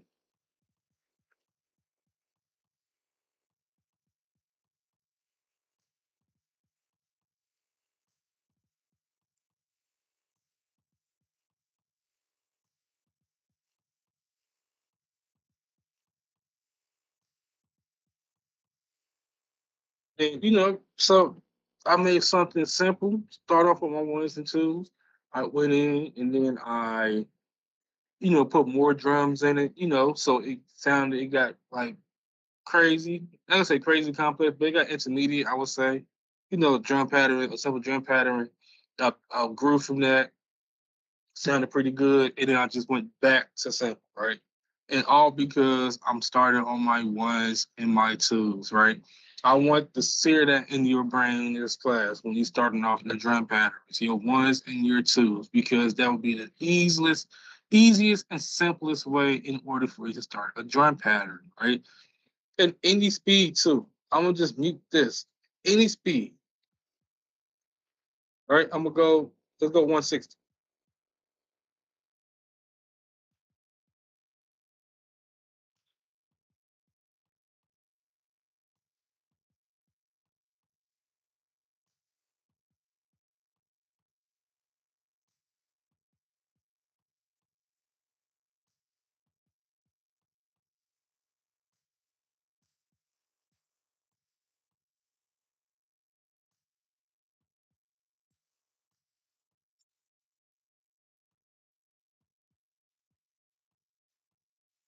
Right? Any speed that would sound good, right? So if I go to 160, or even if I go up 199.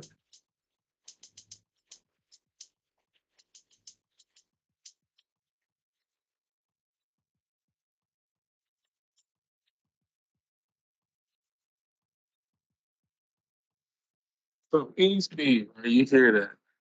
That drum pattern, that 1-2 drum pattern. Simple. Easy and simple. Some of it's the simplest, one of the simplest drum patterns you can make that you can always expand on, right? Because at 180, I can do something like this, right?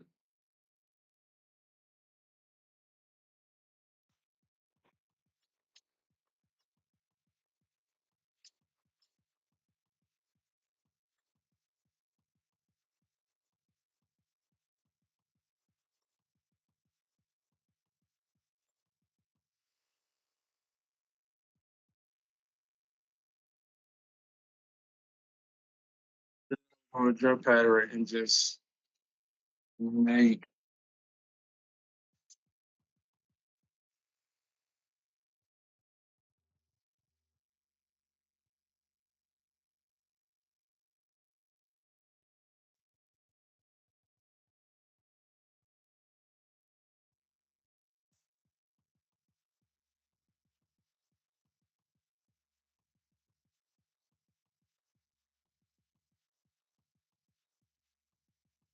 That's a different rank. Just a different rank. Just to break up the monotony of the 808s, right? I would just slide that note up, that a bit higher, key high. You can probably hear it if you have your headphones on. I don't have no headphones at the moment. But yeah, like you just see that, right? Like you can always expand, and again, you can always subtract. So if you don't like that, you want to go back to simple.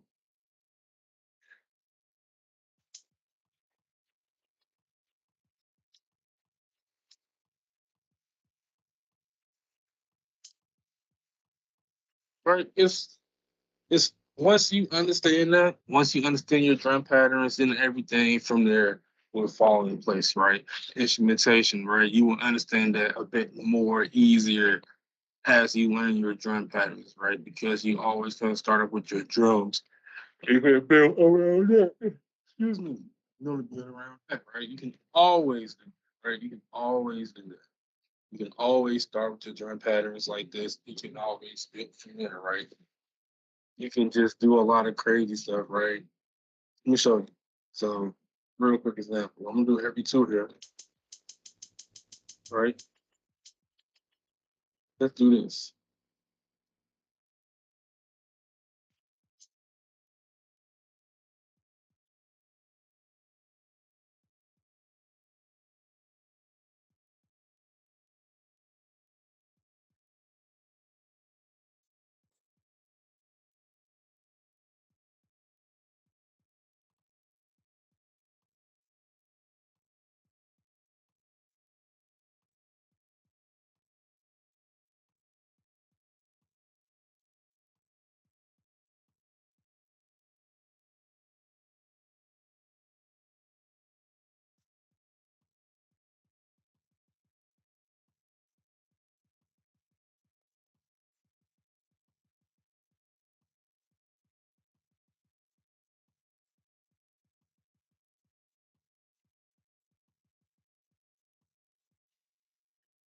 All I did was I shut down my snare clap hi hat. I shift down my clap verb. That's all I did was shift it down. So instead of starting right here, I just shifted down, and it just makes everything a bit off kick, right? Let's just mute the drums. Right, it's still go get there on time. It's just going down some, right? It's not going to make it so different to where it's like, oh no, you're gonna understand it, right? You understand it completely, right? Even if I just make this just straight twos. And then I can just shift that down. So let's say I want to rotate to my right,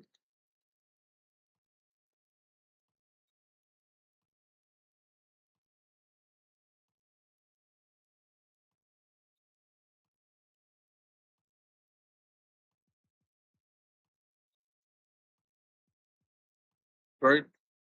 It still sound pretty good, right? Still sound good, right? Just doing that and building your drums that way.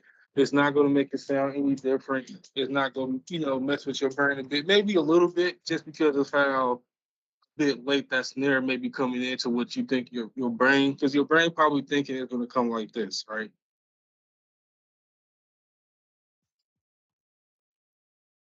Right, your brain probably think it's coming that way, right? And all I did was just shift it down.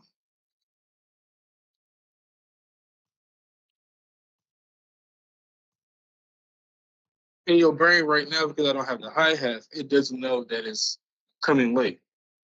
It still sound normal. You will only know once I put like some hi-hats.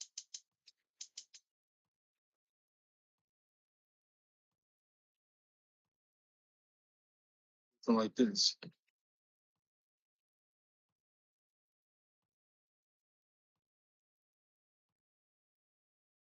All I did. And all that just from going off my drum pattern, right? But overall, we want to just focus on just your drum pattern, right? Just your ones and your twos, because you can always build from there. If you want to make a simple drum pattern like this, you can. Just put it on your ones, twos, your threes, your fours, your fives, your sixes, your sevens, your eight, right? If you can do something like this.